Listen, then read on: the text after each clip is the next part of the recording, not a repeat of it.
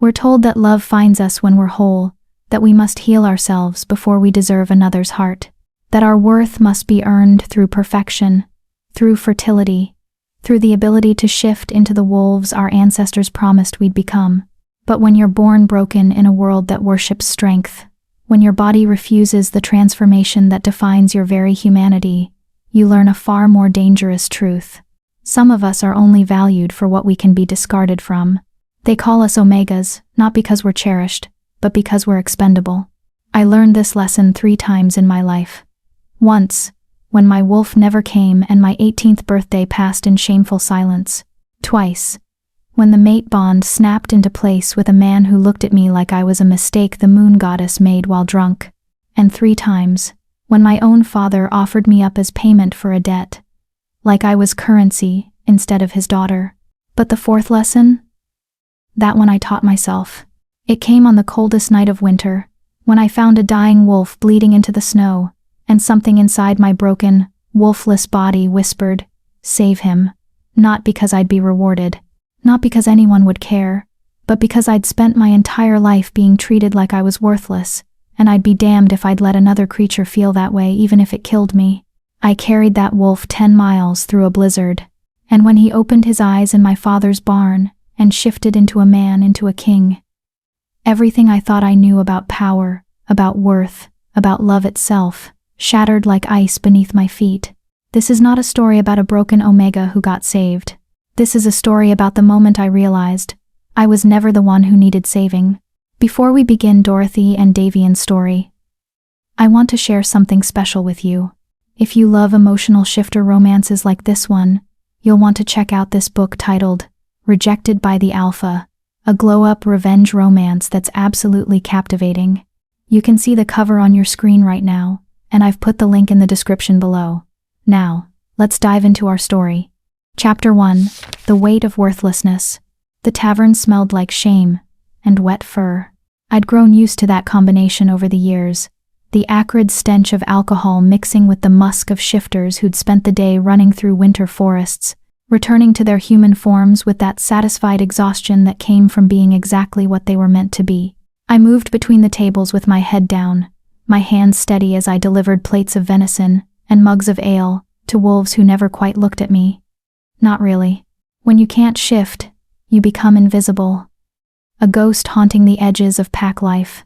Another round, Omega, someone barked from the corner table. I didn't need to look up to know it was Garrett, one of my father's drinking companions. The word Omega had stopped being my name years ago. Now it was just a title that meant lesser. Meant serve me. Meant you exist to make my life easier. I filled his mug without speaking, my movements practiced and small. I'd learned early that taking up space was dangerous for someone like me, 23 years old and still can't shift.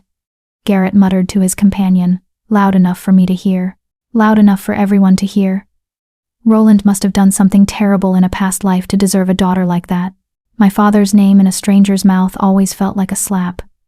Roland Thorne had been a good man once or so, my mother used to say before she died, before the shame of having a wolfless daughter had hollowed him out and filled the empty spaces with whiskey and regret. I moved away from Garrett's table, my throat tight. The winter wind howled outside the tavern's walls, rattling the shutters. 3 days now, this blizzard had been building. The kind of cold that killed travelers who didn't respect it. The kind of storm that made even the strongest wolves think twice about running. Dorothy, my actual name, spoken soft. I turned to find Mira, the tavern owner's daughter, gesturing me toward the kitchen. She was one of the few people in Thornridge Pack who still treated me like a person instead of a problem. We'd been friends once, before her first shift had come at 16, and mine hadn't. "Your father's here," she said quietly, her dark eyes apologetic. "He's in the back room with Collector Voss." My stomach dropped. Collector Voss only came to Thornridge for one reason. Someone owed the capital a debt they couldn't pay. And my father had been gambling again. I could see it in the way he'd been avoiding me all week, in the way his hands shook when he thought I wasn't looking. I untied my apron with numb fingers. How bad? Bad enough that Voss brought guards. Mira caught my wrist before I could move past her. "Dorothy, maybe you should..." It's fine, I lied. We both knew it wasn't fine. Nothing had been fine for a long time. The back room was small and cold, with a single oil lamp casting shadows across my father's haggard face. He sat hunched at a wooden table across from Collector Voss, a thin, pale man with the cold eyes of someone who'd learned to value coin over conscience. 2 guards flanked the doorway behind him, their postures rigid and alert. My father wouldn't look at me. "Ah, the daughter," Voss said, his voice carrying the cultured accent of the capital wolves. "Dorothy Thorne, 23 years old. Omega classification, unable to shift." He recited my failures like he was reading from a ledger, which, I suppose, he was. No mate bond. Infertile, according to the pack healer's report from last spring. Heat crawled up my neck. That report was supposed to be private, the healer had sworn. But nothing was private when you were worthless. Your body became public property. Your shame became entertainment. "I can work off the debt," my father said suddenly, desperately. "Give me 6 months, Collector. You've had 6 months, Roland. And 6 months before that." Voss's fingers drummed against the table. "Your debt to the crown now stands at 3,000 silver marks. That's more than you'll earn in 5 years, even if you stopped drinking long enough to hold consistent employment. 3,000 marks. I felt the number like a physical weight in my chest. That kind of debt didn't get worked off. That kind of debt got you killed, or worse, sent to the labor camps in the north where shifters mined silver until their bodies gave out. However," Voss continued, and something in his tone made my skin prickle with warning, "the crown is not without mercy. We understand that circumstances can be difficult, especially for fathers with unmarriageable daughters." The room went very still. "There's a household in the capital," Voss said, not looking at me, still addressing my father, like I wasn't standing right there, like I was a thing to be negotiated over, not a person who could speak. "Lord Silas Blackwood's estate. He's looking for staff. Omega specifically, for his personal household." The way he said personal household made my stomach turn. "She'd be fed, clothed, given a room," Voss continued smoothly, "and her service would clear your debt entirely, Roland. All 3,000 marks, forgiven. You'd even receive a settlement of 200 marks for your cooperation." My father's head jerked up.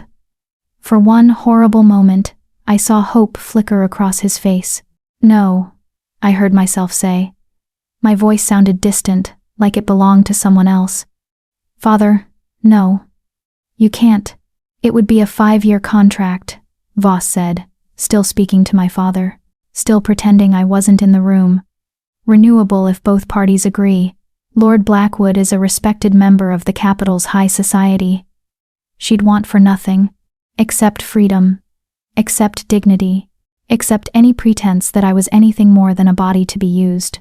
I'd heard the stories about Omegas who went to serve in the capital's noble houses. They came back different if they came back at all, hollow-eyed and silent, with bruises they wouldn't explain and a flinch that never quite went away. "Father," I moved around the table, dropping to my knees beside his chair, begging, even though I knew it was useless, even though I could already see the decision hardening in his eyes. "Please, there has to be another way. I'll work more hours at the tavern. You're 23 years old, Dorothy." His voice was flat, defeated, but underneath it, I heard something worse. Relief. "You can't shift. You can't bear children. No wolf will ever mate you." He finally looked at me, and his eyes were the eyes of a stranger. "What kind of future do you have here? The kind where I'm not sold," I wanted to scream. "The kind where my own father doesn't trade me like livestock." But I didn't say that, because somewhere deep down, I'd known this was coming. From the moment my 18th birthday had passed without a shift, I'd been living on borrowed time, a burden waiting to be discarded. "I'll go," I whispered. The words tasted like ash. My father's shoulders sagged with relief that felt like a blade between my ribs. "Excellent," Voss said, producing a contract from his coat. "We'll need your mark here, Roland. And yours here, girl." I watched my father sign away his daughter with a hand that shook only slightly. When Voss pushed the parchment toward me, I stared at the line where my name should go. 23 years of life, reduced to a signature on a contract that would send me to a fate I couldn't even fully imagine. But what choice did I have? If I refused, they'd send my father to the labor camps. He'd die there within a year, everyone knew that. At least this way, he'd survive. At least this way, one of us got to live. I picked up the quill. My hand moved across the parchment, forming the letters of my name with mechanical precision. Dorothy Thorne, the girl who couldn't shift, the daughter who wasn't worth keeping, the Omega who just signed herself into servitude so her father could clear his gambling debts. The transport leaves in 3 days, Voss said, rolling up the contract with brisk efficiency. Be ready at dawn. You're permitted 1 trunk of personal belongings. Nothing more. 3 days. 72 hours. To say goodbye to the only life I'd ever known. I stood on numb legs and left the room without looking at my father again. If I looked at him, I'd see the relief still there. I'd see how glad he was to be rid of me. And if I saw that, something inside me would break in a way I'd never be able to repair. Outside, the blizzard had intensified. Snow fell in thick, blinding sheets, and the wind cut through my thin work dress like knives of ice. I should go back inside, should return to my shift at the tavern, serve drinks to wolves who'd already forgotten I existed, pretend that everything was fine. Instead, I walked. I didn't have a destination in mind. I just needed to move, needed to feel something other than the hollow numbness spreading through my chest. My feet carried me past the tavern, past the rows of small houses where pack families lived in warmth and safety, past the boundary markers that separated Thornridge's territory from the wildlands beyond. I should turn back. The blizzard was getting worse, and I had no coat, no supplies. But turning back meant facing my father's relief, meant packing that single trunk, meant counting down the hours until I became Lord Blackwood's property. So I kept walking. The forest swallowed me whole, ancient pines heavy with snow, their branches creaking under the weight. My teeth chattered violently. My fingers had gone numb. But still I walked, because stopping meant thinking, and thinking meant feeling, and feeling meant acknowledging that my own father had just sold me to save himself. That's when I smelled it. Blood. Fresh blood, hot and copper bright against the clean scent of snow. My feet stopped moving. Every survival instinct I possessed screamed at me to turn around, to run back to the pack, to let whatever was bleeding out there die in peace. But something else, something deeper and more fundamental pulled me forward. I found him in a small clearing, a massive gray wolf collapsed in the snow. He was dying. I could see it in the way his breathing came in, shallow, rattling gasps, in the dark blood pooling beneath his body, steaming in the frigid air, in the arrows 3 of them buried deep in his flank and shoulder. Hunters, illegal hunters, the kind who poached shifters for their pelts and asked questions later. The wolf's eye cracked open as I approached, golden and fierce even in the face of death. He tried to snarl, tried to warn me away, but the sound that emerged was weak and broken. It's okay, I heard myself whisper. I'm not going to hurt you.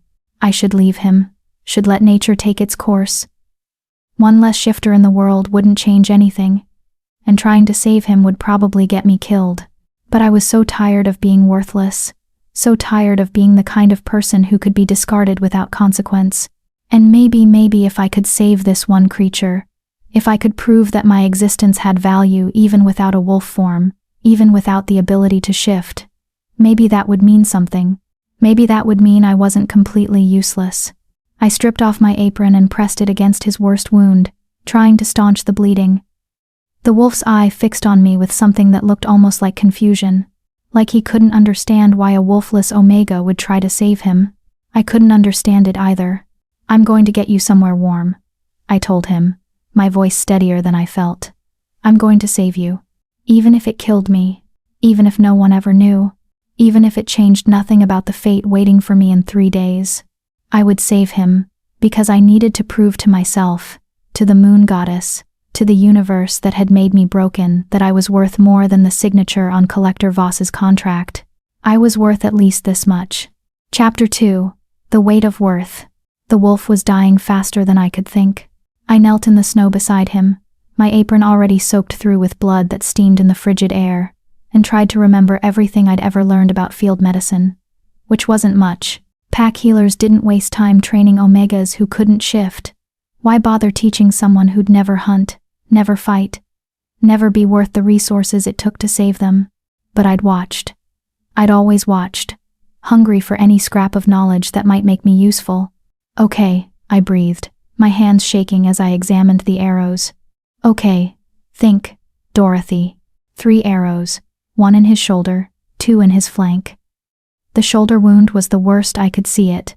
With every labored breath he took, the way the arrow shifted slightly, grinding against bone. If I pulled them out, he'd bleed faster. If I left them in, they'd kill him slowly as infection set in. The wolf's golden eye tracked my movements with an intelligence that made my chest tight. He knew he was dying. I could see the resignation there, the way prey animals looked when they'd given up fighting. Except he wasn't prey. Even bleeding out in the snow, he radiated a kind of power that made my omega instincts scream warnings I didn't understand. This wasn't just any wolf. This was someone important. And I was just a girl who couldn't shift, trying to save him with nothing but stubbornness and a bloody apron. I need to move you, I told him, like he could understand. Maybe he could. Shifters in wolf form retained their human consciousness, or so I'd been told. I'd never experienced it myself. Never would. There's a barn. My father's barn, about 10 miles south. If I can get you there, I can. I can what? Play healer with supplies I didn't have? Pray to a moon goddess who'd already made it clear she had no interest in helping me? The wolf made a sound, not quite a whimper, but close. His eye closed, and for a terrible moment I thought I'd lost him. Then his chest rose again, shallow and rattling, and relief flooded through me so intensely it felt like pain. Stay with me, I whispered. Please, just stay. I'd never begged the universe for anything before. What was the point? The universe had made its position on Dorothy Thorne abundantly clear. But I begged now, with my hands pressed against his blood-soaked fur, and the blizzard howling around us like the world itself was trying to erase this moment. 10 miles, in a blizzard, carrying a wolf that had to weigh at least 200 pounds. Impossible. I'd signed a contract less than an hour ago that would send me to the capital in 3 days. I'd accepted that my life was over, that I'd become property, that nothing I did would ever matter. Walking back to that barn, to that father who'd sold me, to that future I couldn't escape, that was the reasonable choice. But I'd spent my entire life being reasonable, being small, being the kind of daughter who accepted her worthlessness without complaint. And I was so fucking tired of it. We're not dying tonight, I told the wolf, my voice hard with a determination I didn't know I possessed. Neither of us. Do you hear me? I stood on numb legs and assessed the situation with the cold clarity that came from having nothing left to lose. The wolf was massive, yes. But he was also barely conscious, which meant he wouldn't fight me. And I was an omega, physically weaker than any shifter, but still stronger than a human. Still capable of carrying things that should break me. I'd been carrying the weight of my family's shame for 23 years. What was 200 pounds of dying wolf compared to that? I grabbed him under his front legs, my muscles screaming in protest as I dragged him onto a flat piece of deadfall I'd spotted nearby. Not a proper sled, but it would do. I used my belt to secure him as best I could, then tore strips from my dress to fashion a crude harness. The wolf watched me work with that golden eye, and I swore I saw something like wonder there, or maybe disbelief. Who was this wolfless girl? And why was she trying so hard to save him? I didn't have an answer. I just knew that if I let him die, if I walked away and left him bleeding in the snow, then Collector Voss's contract would become the truth of who I was. A girl worth exactly 3,000 silver marks. A girl whose life had value only in how she could serve others. But if I saved him, if I dragged this dying wolf 10 miles through a blizzard, and kept him alive through sheer, stubborn refusal to let him go, then maybe I'd be something else. Something more. Even if no one ever knew. Even if it killed me trying. I picked up the makeshift harness and started pulling. The first mile was agony. My muscles, unused to this kind of strain, protested with every step. The snow came down so thick I could barely see 3 feet ahead. The wind cut through my ruined dress like it wasn't even there, and I'd lost feeling in my hands within the first 10 minutes. But I kept moving. The wolf's weight dragged at me like an anchor, like the physical manifestation of every burden I'd ever carried. My father's disappointment, the pack's disgust, the healer's pronouncement of my infertility, delivered with the clinical detachment of someone cataloging a defective product. The mate who'd rejected me the moment the bond snapped into place, his face twisting with revulsion at the realization that the moon goddess had tied him to something broken. "You're worthless," the wind seemed to whisper. "Give up. Let him die. Save yourself." I gritted my teeth and pulled harder. The second mile, I started talking. "My mother used to tell me stories," I said through chattering teeth, my voice barely audible over the storm. "Before she died, about the moon goddess and how she blessed the first shifters with her power, how we were supposed to be her children, her gift to the world." The wolf's eye cracked open slightly. "Still alive. Still with me," she said. "The goddess gave us the ability to shift so we'd never be helpless, so we'd always have strength when we needed it." I laughed, the sound bitter and sharp. "Guess she forgot about me. Or maybe I'm not actually her child. Maybe I'm just a mistake." My foot caught on something buried in the snow and I went down hard, landing on my knees with enough force to make my teeth clack together. Pain shot up my legs, bright and clarifying. For a moment, I just knelt there in the snow, the harness still gripped in my frozen hands, and thought about how easy it would be to just stay down. Behind me, the wolf made a sound. Low and rough, and somehow encouraging. "I'm okay," I told him, pushing myself back to my feet. "I'm okay. We're going to make it." The third mile, I ran out of feeling in my legs.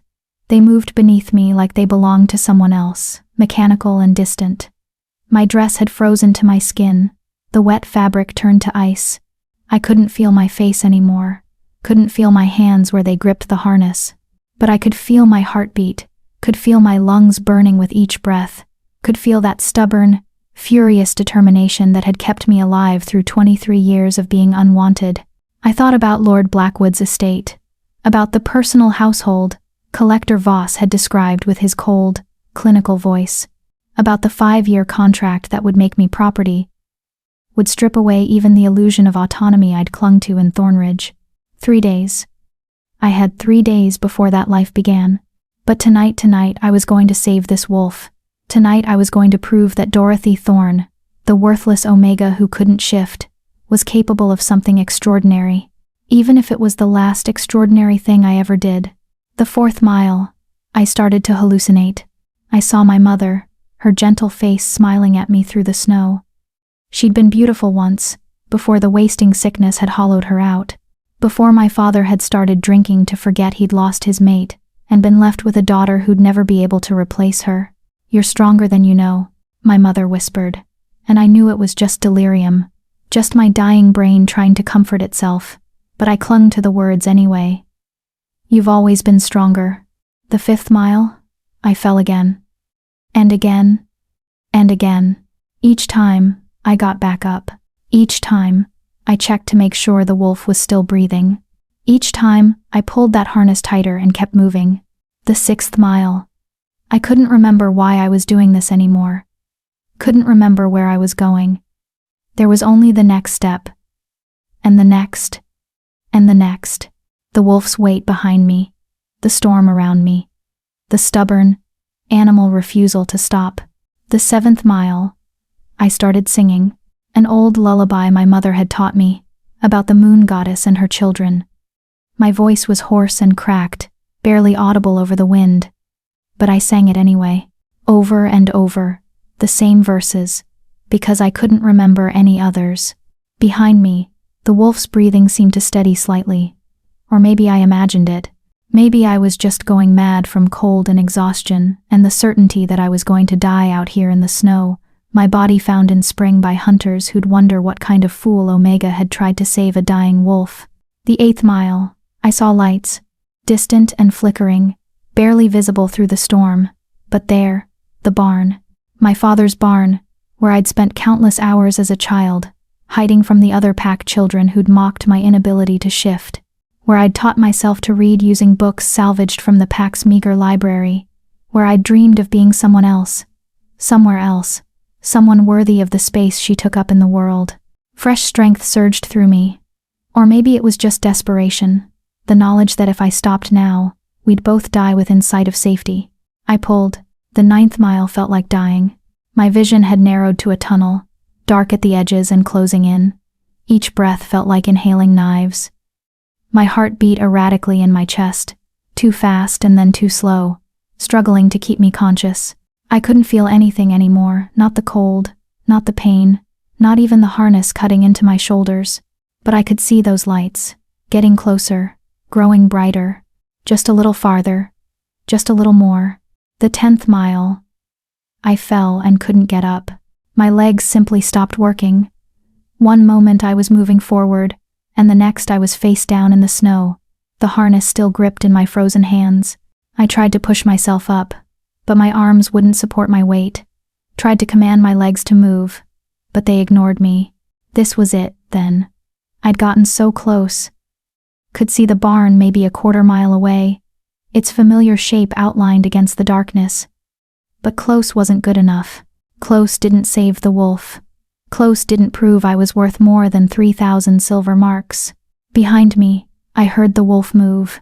Heard him shift his weight on the makeshift sled. And I wanted to tell him to stay still, to conserve his strength. But I couldn't make my mouth form words. Then impossibly I felt warmth. The wolf had dragged himself off the sled, arrows still embedded in his flesh, and pressed his body against mine. His one good front leg hooked around my shoulder, and he pulled. Not leading me, supporting me, sharing what little strength he had left. Together, we stood. Together, we moved forward. I don't remember the last quarter-mile. Don't remember reaching the barn, or fumbling with the door, or finally collapsing onto the hay-strewn floor with the wolf beside me. Don't remember anything except the overwhelming relief of stopping, of surviving, of saving him. The barn was marginally warmer than outside, sheltered from the worst of the wind. I lay there for a long moment, my body refusing to move, and listened to the wolf's breathing. Still shallow, still labored, but alive. We were alive. We made it, I whispered into the darkness. 10 miles. We actually made it. The wolf's golden eye fixed on me, and in its depths I saw something that made my breath catch. Not gratitude, not relief, recognition, like he'd seen something in me during that brutal journey. Something worth remembering. Then his eye closed, and consciousness left him entirely. I forced myself to move, forced my frozen, battered body to crawl to where my father kept his medical supplies, meager though they were. Found clean cloth, a bottle of whiskey for sterilization, needle and thread. Found a lantern and lit it with shaking hands that could barely grip the flint. The arrows had to come out. I'd carried him 10 miles. I'd saved his life once already. Now I had to do it again. I positioned myself beside his worst wound, the one in his shoulder, and gripped the arrow shaft with both hands. Took a deep breath. Thought about Collector Voss's contract, about Lord Blackwood's estate, about the life that waited for me in 3 days, where nothing I did would ever matter. This is going to hurt, I told the unconscious wolf. I'm sorry. I pulled. Chapter 3. The King in the Barn. The arrow came out with a wet, grinding sound that would haunt my nightmares. Blood followed hot and thick, steaming in the cold barn air. Too much blood.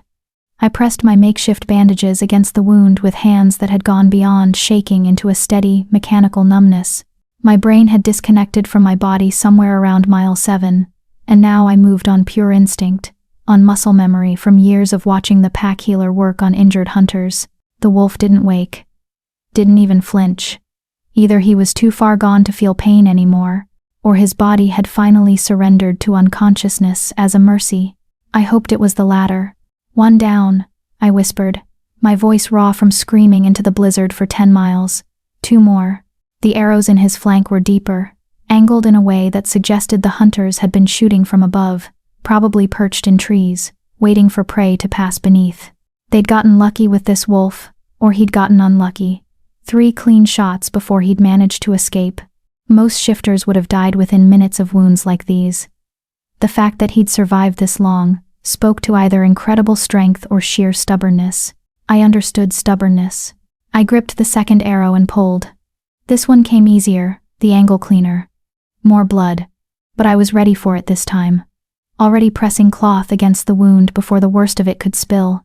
My hands worked with practiced efficiency, cleaning, applying pressure, stitching with thread that was probably meant for mending saddles but would have to do. The pack healer had once told me I had steady hands. "Shame you can't shift," she'd said, not unkindly. "You might have made a decent healer yourself." Just another thing my broken body had stolen from me. Another future that existed only in the realm of what if. The third arrow was the worst. It had lodged between his ribs, close to his lung. I could see the shaft moving slightly with each breath he took, and terror seized my chest. If I pulled wrong, if I tore something vital, if I caused more damage than the arrow itself. "Don't think," I told myself firmly. "Just do it." I positioned my hands, said a prayer to the moon goddess who'd never answered me before, and pulled. The wolf's body convulsed. His eye snapped open, wild and gold and full of pain so intense it was almost visible. A sound tore from his throat, not quite a howl, not quite a scream. Something caught between wolf and human in agony. "I'm sorry, I'm sorry, I'm sorry," I chanted, pressing down on the wound even as he thrashed weakly beneath my hands. "I know it hurts. I know. I'm almost done. Please, please just hold on." His eye found mine. For one eternal moment, we stared at each other, predator and prey, shifter and omega, dying wolf and the girl too stubborn to let him die. Something passed between us in that moment. Something I couldn't name but felt in the marrow of my bones. Then his eye rolled back, and he went still. My heart stopped. No. No. No. No. I pressed my ear to his chest, listening desperately for a heartbeat. For several agonizing seconds, I heard nothing. Nothing but the wind howling outside, and my own pulse thundering in my ears, and the awful, pressing silence of death. Then, thump. Faint. Irregular. "But there, you stubborn bastard," I breathed. Relief. Making me dizzy. "You're not allowed to die. Not after I carried you 10 miles. That's not how this works." I finished stitching the wound with hands that shook so badly I had to restart twice. Then I cleaned the other 2 injuries again, checking for signs of infection, applying a poultice made from herbs I found in my father's supplies. Yarrow for bleeding, comfrey for healing, garlic for infection. Please let it be enough. Please let him live. By the time I finished, dawn was breaking outside. Gray light filtered through the barn's gaps, and I could see the wolf properly for the first time. He was massive, easily the largest wolf I'd ever seen.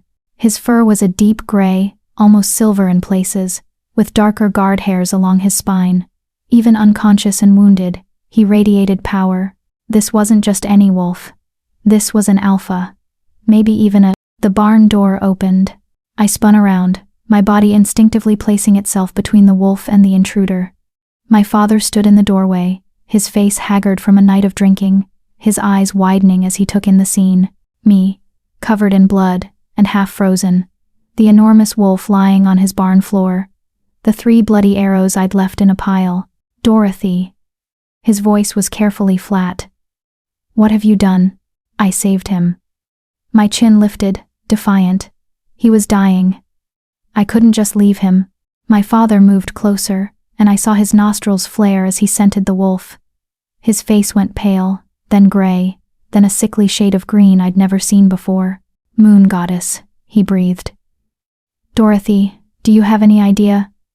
He stopped, swallowing hard. "That's not just any wolf. I know. He's an alpha, I think. He's the alpha." My father's voice shook. "That's King Davian Silvercrest. Alpha, king of all the northern territories." The world tilted sideways. The Alpha King. The most powerful shifter in the entire realm. The wolf who commanded armies, who'd unified the fractured packs under a single rule. Who was said to be so strong he could kill a bear in single combat. The wolf whose word was law. Whose justice was swift and absolute. Whose temper was legendary. And I dragged him 10 miles through a blizzard like he was a stray dog. "He's going to kill us," my father said, the words coming out flat and resigned. When he wakes up and realizes what happened, where he is, humans aren't allowed to see shifters in wolf form without permission. It's law. And you didn't just see him. You touched him. You. His eyes fixed on the bloody stitches. You operated on him. On the king. He was dying, I said again, my voice smaller now. What was I supposed to do? Let him die. My father's control snapped. He's the king, Dorothy. He has healers, guards, an entire pack searching for him right now. You think they won't find him here? You think they won't punish whoever kept him? I saved his life. You doomed ours. He scrubbed his hands over his face. When the king's guard arrives, and they will arrive, they're going to execute us for daring to touch royalty. That's if we're lucky. If we're unlucky, they'll— A low growl cut through his words. We both froze. The wolf the king had woken. His golden eyes were open and alert now, fixed on my father with an intensity that made every hair on my body stand on end. He couldn't stand, couldn't move without tearing his stitches, but he didn't need to. The threat in that growl was clear. Back away from her. My father stumbled backward, his face going white. His Omega instincts recognized the command for what it was, even without words. He fled the barn without another word, leaving me alone with the most powerful shifter in the Northern Territories. I should have been terrified, should have run after my father, should have begged forgiveness, should have done any of 1,000 things that might have saved me from the consequences of my impulsive rescue. Instead, I knelt down beside the wolf and checked his stitches. You tore one, I said quietly, finding fresh blood seeping through the bandage on his shoulder. Stop moving. You're going to hurt yourself. The king's golden eyes fixed on me with an expression I couldn't read. Confusion, maybe, or disbelief. Like he couldn't quite process why this wolfless Omega was scolding him instead of cowering. I met his gaze steadily. I'd already signed my life away to Collector Voss. Already accepted that my future was pain and servitude and slow death in Lord Blackwood's household. What more could the king do to me that fate hadn't already decreed? I'm going to restitch this, I told him, reaching for my needle and thread. It's going to hurt. If you need to bite something, bite the hay. Not me. For a long moment, the king just stared at me. Then impossibly, he huffed. It sounded almost like amusement. I worked in silence, my hands steady despite everything, despite the fear coiling in my gut, despite the knowledge that I'd just reprimanded royalty like he was a misbehaving pup, despite the way his eyes tracked my every movement with that unnerving golden intensity. When I finished, I sat back on my heels and really looked at him. You're going to live, I said. The wounds are clean, no major vessels severed. If infection doesn't set in, you should be able to shift and heal properly within a few days. I paused. Your guards will probably find you before then. My father will tell the pack elders what happened, and they'll send word to the capital. You'll be home soon. The king made a sound, soft and low. His eyes hadn't left my face. I'm sorry, I added quietly, for touching you without permission, for seeing you in wolf form, for not letting you die with dignity like I probably should have. I smiled bitterly. Seems I'm good at making the wrong choices. I stood to leave. To give him privacy, to put distance between myself and the massive mistake I'd made. But before I could take a step, the king moved. Despite his injuries, despite the pain it must have caused. He reached out and hooked his claws gently, so gently around the hem of my destroyed dress. Stay. The command was clear, even without words. And something in his eyes, something that looked almost like desperation, made it impossible to disobey. So, I stayed. I settled down in the hay beside him, careful not to jar his injuries. The king watched me for a moment longer, then deliberately rested his massive head on my lap. The gesture was so unexpected, so vulnerable, that it stole my breath. You're delirious, I told him, even as my hand moved instinctively to stroke the soft fur between his ears. The blood loss is making you confused. You don't want an Omega touching you. You'll regret this when you're thinking clearly. But he didn't pull away. If anything, he pressed closer, his eyes finally sliding shut with something that looked like relief. I sat there in the gray dawn light, covered in blood and half frozen, with the Alpha King's head in my lap. and tried to understand what was happening, tried to reconcile the wolf who'd threatened my father with the one currently seeking comfort from my touch, tried to figure out how I'd gone from signing a contract of servitude to this, whatever this was. "I'm Dorothy," I whispered, even though he probably already knew, probably had known the moment he'd scented me. "Dorothy Thorne. I'm nobody. An Omega, who can't shift. In 3 days, I leave for the capital. I've been sold to Lord Blackwood's household to clear my father's debts." The king's eyes opened at that. Something flickered in their golden depths, anger? Recognition? I couldn't tell. "So, this," I continued, my hand still stroking his fur. "Whatever kindness you think you owe me for saving your life, you don't. You don't owe me anything. In 3 days, I'll be gone, and you'll forget the wolfless Omega who was stupid enough to drag you through a blizzard. That's how this story ends." The king made a sound, low and rumbling, and somehow negative, like he was disagreeing. But what else could he do? He was king. I was property. The distance between us was more than just social, it was cosmic, unbridgeable. Outside, I heard voices. The pack elders, probably, roused by my father, come to see if it was true, if the king was really here, if they needed to start preparing for the royal guard's arrival and the executions that would surely follow. "They're coming," I said softly. "You'll be taken care of properly now. Real healers, real medicine, everything a king deserves." I moved to stand, to remove myself before the elders arrived and saw me touching him. But the king's paw pressed down on my lap, gentle but firm. "Stay." "I can't," I whispered. "You're the king. I'm nobody. Whatever this is, it isn't real. It's just gratitude. It's just the bond that forms between someone who saves a life and the life they saved. It doesn't mean anything." The king's eyes met mine, and in them I saw something that made my breath catch. Something that looked almost like hurt. Like my words had wounded him more deeply than the arrows ever could. Then the barn door burst open, and the moment shattered. 6 pack elders flooded in, their eyes widening in horror and shock as they took in the scene. The king. Me. The way his head rested in my lap like I had any right to touch him. "Your Majesty," the head elder breathed, dropping to one knee. The others followed suit, forming a semicircle of bowed heads and terrified respect. The king didn't acknowledge them. His eyes stayed fixed on mine, and in that moment, I understood. He wasn't ready to let me go. I wasn't sure I was ready to be let go, but in 3 days, Collector Voss would come, and I would leave, and this strange, impossible moment would become nothing more than a story I'd tell myself in the dark hours of Lord Blackwood's household, a reminder that once, briefly, I'd been worth something, even if it was only to a king too delirious from blood loss to know better. Chapter 4. The Price of Mercy. The pack elders didn't know what to do with me. I could see it in their faces as they huddled in the corner of the barn, casting nervous glances between the king and me.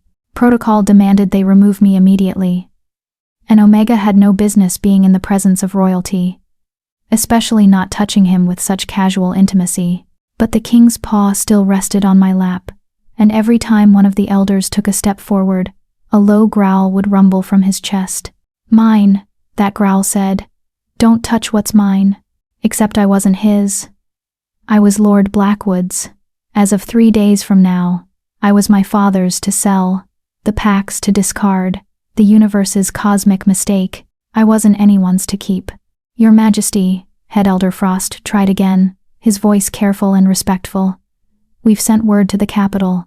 Your guard should arrive by midday. In the meantime, we have healers who can tend to your wounds properly. If you'll allow us to." Another growl, deeper this time. The king's eyes never left my face. Elder Frost's jaw tightened with frustration. He was a good man, generally speaking one of the few in Thornridge who'd never openly mocked my inability to shift. But even his patience had limits, and those limits were being tested by a king who refused to follow basic social protocol. "The girl needs rest," he said finally, trying a different angle. "She's been out in the blizzard all night. She's half frozen and covered in blood. Let us take her somewhere warm, get her cleaned up." "No," The word hung in the air like thunder. Everyone froze. The king had shifted. Not fully, he was still mostly wolf, still too injured for a complete transformation. But his head had changed, becoming something caught between beast and man. His muzzle had shortened, his skull had broadened, and when he spoke again, the words came out in a voice that was rough and deep and unmistakably human. She stays. I stared at him in shock. Partial shifts were difficult even for experienced alphas, requiring enormous control and energy. For someone who'd been dying hours ago, who'd lost so much blood, who was running on nothing but stubborn will, it should have been impossible. But then, he was the Alpha King. Impossible was probably just another word for Tuesday. Your Majesty, Elder Frost said carefully, the girl is bound for the capital in 3 days. She's been contracted to Lord Blackwood's household. We cannot interfere with Blackwood? The king's voice went cold. Dangerous. His golden eyes finally left my face to fix on the elder.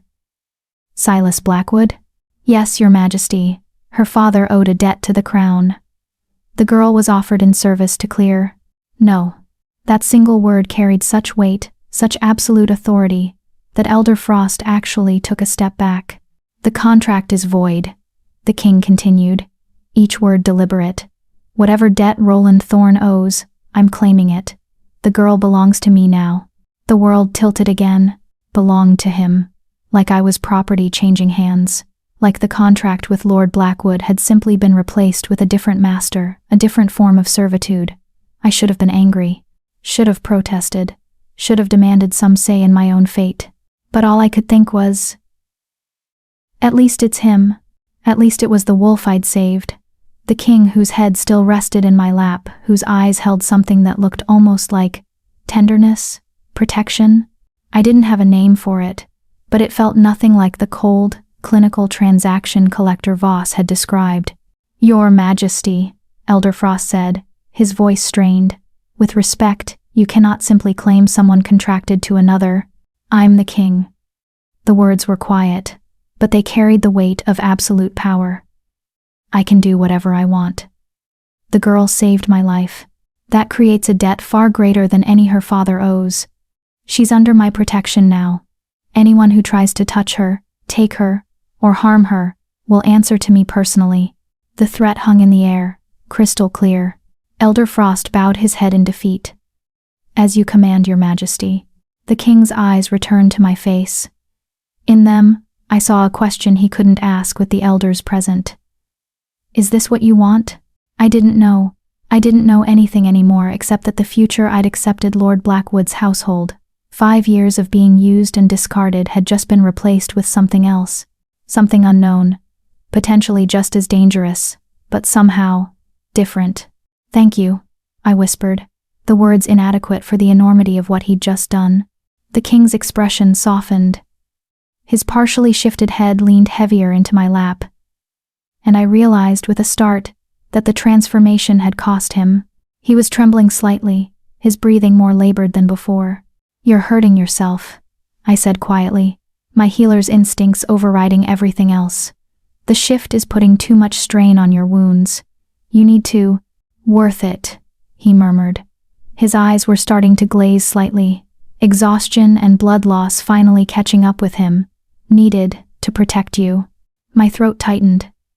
When was the last time anyone had protected me? When had I ever been worth protecting? Sleep, I told him, my hand returning to stroke his fur. I'll be here when you wake up, I promise. The king's eyes held mine for a moment longer, searching for something. Then, seemingly satisfied, he let them drift closed. Within moments, his breathing had evened out into the deep rhythm of sleep. I sat there with the Alpha King's head in my lap and tried to process what had just happened. He'd claimed me, voided my contract, made me his. What? Property? Servant? The word he'd used was mine. But what did that mean in practical terms? Was I just trading one master for another, or was this something else entirely? And why had he done it? Gratitude alone didn't explain the fierceness in his eyes, the absolute authority in his voice. He was the king. He could have rewarded me with gold, with land, with any number of things that didn't require personally claiming a wolfless omega, unless… No. I shut down that thought before it could fully form. The king didn't want me in any meaningful sense. He was just protecting someone who'd saved his life. This was about honor, about repaying a debt, nothing more. It couldn't be anything more. Girl. Elder Frost's voice was quiet, pitched so only I could hear. He'd approached while I was lost in thought, and now he knelt beside me with an expression that was almost sympathetic. Do you understand what just happened? The king claimed me, I said flatly. I'm his now instead of Lord Blackwood's. It's more complicated than that. Elder Frost glanced at the sleeping king, then back at me. When an alpha claims someone, especially with that kind of intensity, it's not just about ownership, it's about protection, about territory. He's essentially declared you part of his pack, under his personal safeguarding. I can't join a pack, I said bitterly. I can't shift. I'll never be able to run with them, hunt with them, be one of them. The king doesn't understand what he's claiming. Maybe. Elder Frost's eyes were thoughtful. Or maybe he understands better than you think. King Davian isn't known for making impulsive decisions. If he claimed you, he had a reason, and you'd be wise to figure out what that reason is before his guard arrives and takes you to the capital. The capital, where the king lived. Where I would now apparently be going. Not as Lord Blackwood's property, but as… What? The king's ward? His servant? His charity case? What happens now? I asked quietly. Now? Elder Frost stood, his knees cracking slightly. Now you stay with him until his guard arrives. Keep him comfortable. Make sure his wounds don't reopen. And Dorothy? He paused, his expression serious. Whatever you did last night carrying him through that blizzard, saving his life, you've caught the attention of the most powerful shifter in the realm. That can be a blessing or a curse, depending on how you handle it. Be careful. He left before I could ask what he meant by that. The other elders filtered out after him, until it was just me and the sleeping king and the gray morning light filtering through the barn's cracks. Outside, I could hear the pack stirring whispers and gasps as word spread about who was here, about what had happened, about the wolfless Omega who'd somehow saved the king's life. I'd spent my entire life being invisible, being nothing. Now, suddenly, I was the center of attention, and I had no idea what to do with it. The king's guard arrived at noon, just as Elder Frost had predicted. I heard them before I saw them, the thunder of hooves, the jingle of armor, the disciplined shouts of soldiers used to moving as a single unit. Then the barn door burst open, and 12 guards in silver and black armor flooded in, their hands on their weapons until they spotted their king. The lead guard, a tall, scarred woman, with iron-gray hair, stopped dead. Her eyes widened as she took in the scene. The king, still in partial wolf form, his head in my lap. Me, covered in dried blood and hay, my hand resting protectively on his fur. What? She started. Captain Thessa. The king's eyes opened, his voice still that rough, partial shift growl. Stand down. The girl is mine. Anyone who threatens her answers to me. Captain Thessa's jaw clenched, but she immediately dropped to one knee. The other guards followed suit. Your Majesty, we've been searching for you since the attack yesterday, when you didn't return. I was ambushed. Hunters. 3 arrows. The king's words were clipped, efficient. The girl found me dying in the snow. She carried me 10 miles through the blizzard and saved my life. She's under my protection now. Is that understood? Yes, Your Majesty. Captain Thessa's eyes flicked to me, and I saw calculation there. Assessment. She was trying to figure out what I was, what I meant to the king, what threat or advantage I might represent. We have a healer with us, if you'll allow. The girl stays, the king said firmly. She doesn't leave my sight until we reach the capital. After that, she'll be housed in the palace under my direct protection. Anyone who has a problem with that can take it up with me personally. The casual way he was upending protocol, the absolute authority in his voice, it should have been terrifying. Maybe it was, but there was also something almost comforting about it. about having someone powerful enough to protect me, someone who seemed determined to do so regardless of what anyone else thought, even if I didn't understand why. Captain Thessa's eyes narrowed slightly, but she simply nodded. As you command, Your Majesty.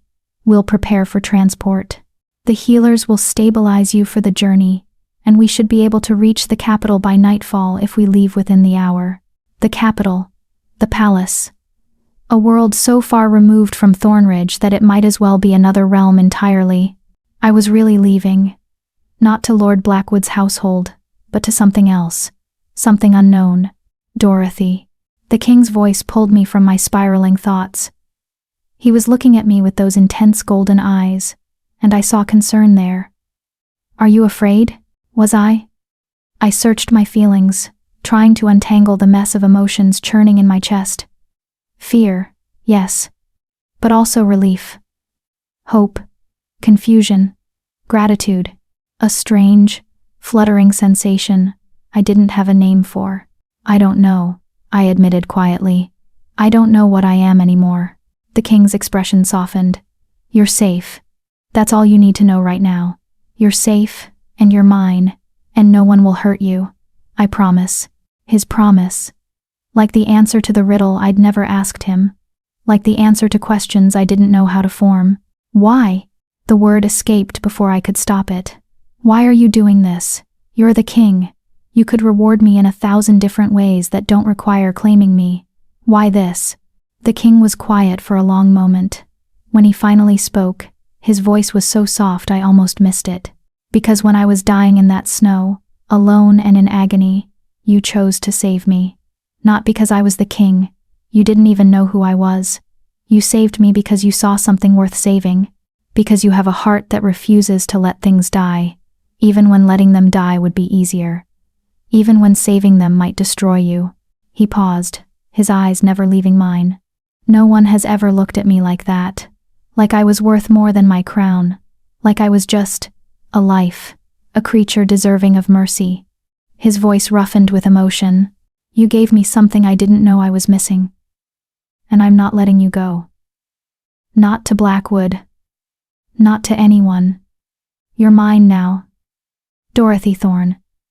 And I protect what's mine. My breath caught. There was something in his eyes, something raw and vulnerable and almost desperate. This wasn't just about gratitude. This was about something deeper. Something that scared me because I didn't understand it. Something that scared me because maybe, secretly, I wanted it. Okay, I whispered. Because what else could I say? What other choice did I have except to trust this wolf who'd chosen me when no one else ever had? The king's eyes closed briefly, and I saw relief wash over his features. Okay, he echoed. Captain Thessa cleared her throat. Your Majesty, the healers are ready. We need to move you to the cart for transport. It will be more comfortable then. I'll walk. The king said firmly. Your Majesty, you have 3 arrow wounds and you've lost a significant amount of blood. You need... I'll walk. The king's tone left no room for argument. I'm not being carted into my own capital like an invalid. I entered these lands on 4 legs. I'll leave them the same way. It was about pride, I realized. About not showing weakness. Even wounded, even having been saved by an Omega, he needed to maintain the image of strength that being king required. I understood that. Understood the need to protect yourself with armor, even when the armor was made of pride and stubbornness. Then at least let the healers tend your wounds properly before we leave, Captain Thessa said, her tone suggesting this was the most compromise she'd get. The king glanced at me, and I saw the question there. Will you stay? I'll stay, I told him. Until we reach the capital, I promised, remember? Something in his expression eased. I remember. The healers came then, 2 older women with the confident bearing of people who'd seen everything and were impressed by nothing. They examined the king's wounds with professional detachment, their eyebrows rising when they saw my stitching. This is good work, one of them said, surprised. Clean stitches, proper angle, minimal scarring. Who did this? I did, I said quietly. Both healers turned to stare at me, then at my Omega scent, then back at the stitches. You're not trained, the second healer said. It wasn't a question. No. I just watched, and remembered. The first healer made a thoughtful sound. Well, you have steady hands and good instincts. The king is lucky you found him. It was possibly the first genuine compliment I'd received in years. Something warm unfurled in my chest, small and fragile. But there, maybe I wasn't completely worthless after all. The healers worked quickly, applying salves and fresh bandages, giving the king something for the pain that he refused to take until Captain Thessa literally ordered him to. Then they helped him to his feet, all four of them, and I watched in awe as he stood, massive and powerful, even wounded, every inch the Alpha King. He turned his golden eyes to me. Come. I fell into step beside him as the guards formed up around us, creating a protective formation with the king at the center. Me at his side. Like I belonged there. Like I was worth protecting. We left Thornridge as the sun reached its zenith. The king walking on four legs despite his wounds. His head held high with regal dignity. I walked beside him in my blood-stained dress, barefoot in the snow, and tried not to think about my father watching from his window. Tried not to think about the future waiting for me in the capital. Tried not to think about the way the king kept glancing at me, like he needed to confirm I was still there, like he was afraid I might disappear. Behind us, Thornridge grew smaller, the only home I'd ever known, fading into the distance. And ahead was the unknown, the capital, the palace, a life I couldn't imagine, with a king I didn't understand, in a world that had never had a place for someone like me.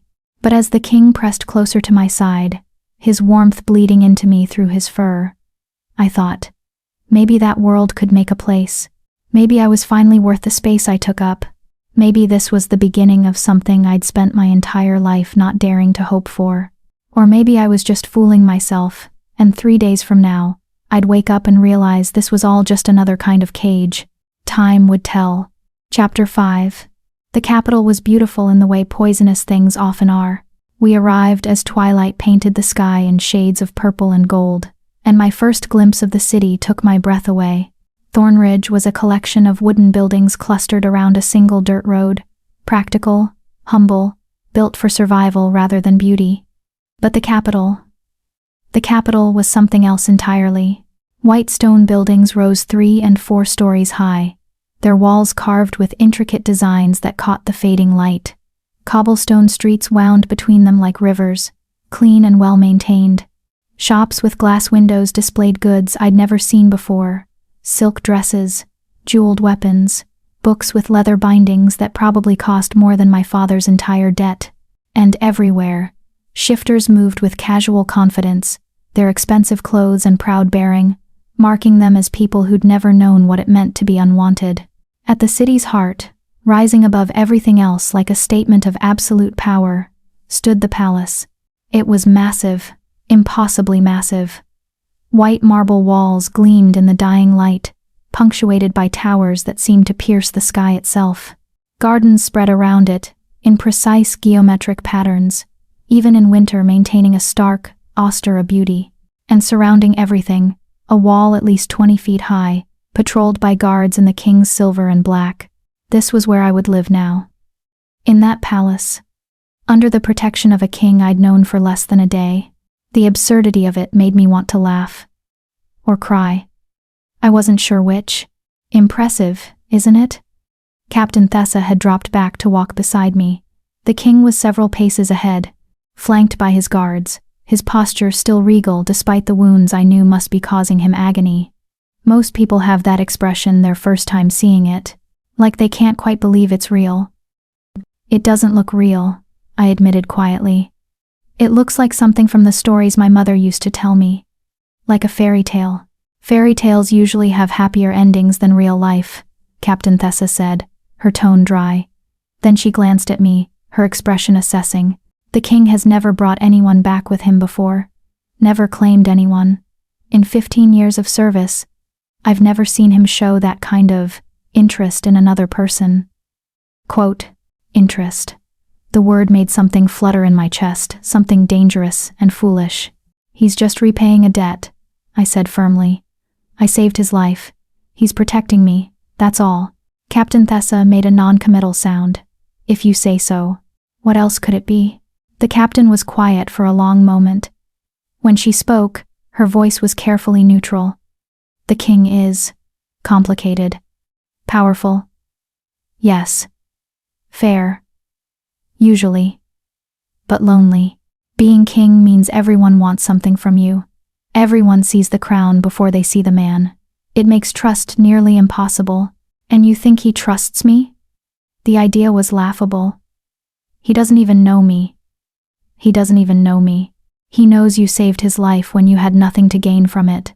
When you didn't know who he was. When saving him might have killed you. Captain Thessa's eyes were sharp. That kind of selflessness is rare. Especially in the capital. Here, everything is a transaction. Everyone has an angle. The king is surrounded by people who would die for him, but only because loyalty to the crown benefits them. I'm not any different, I said. I'm here because he claimed me. Because I have nowhere else to go. Are you? Captain Thessa asked. Because from where I'm standing, you look like someone who'd have stayed with him even if he hadn't claimed you. Even if it meant going to Blackwood's household afterward. You weren't treating the king back there, you were treating a wounded wolf. There's a difference. I didn't have an answer for that. Because she was right. Even knowing who he was now. Even understanding the impossible gulf between us. I couldn't regret saving him. Wouldn't regret it, even if this all turned out to be a mistake. He'd been worth saving. That was all that mattered. We passed through the palace gates, as full darkness fell. Guards saluted the king, their faces carefully neutral, despite the blood on his fur and the Omega walking at his side. Servants rushed forward with cloths and water basins, but the king waved them off with a growl that made them scatter like startled birds. He wanted to go inside. Now, without the fuss and ceremony that apparently accompanied his every movement, the palace interior was even more overwhelming than its exterior. Marble floors polished to a mirror shine. Vaulted ceilings painted with scenes of wolves running beneath the moon. Tapestries that probably cost more than entire villages. Everywhere I looked, there was wealth casual. Careless wealth that reminded me exactly how far I was from Thornridge. How far I was from anything I understood.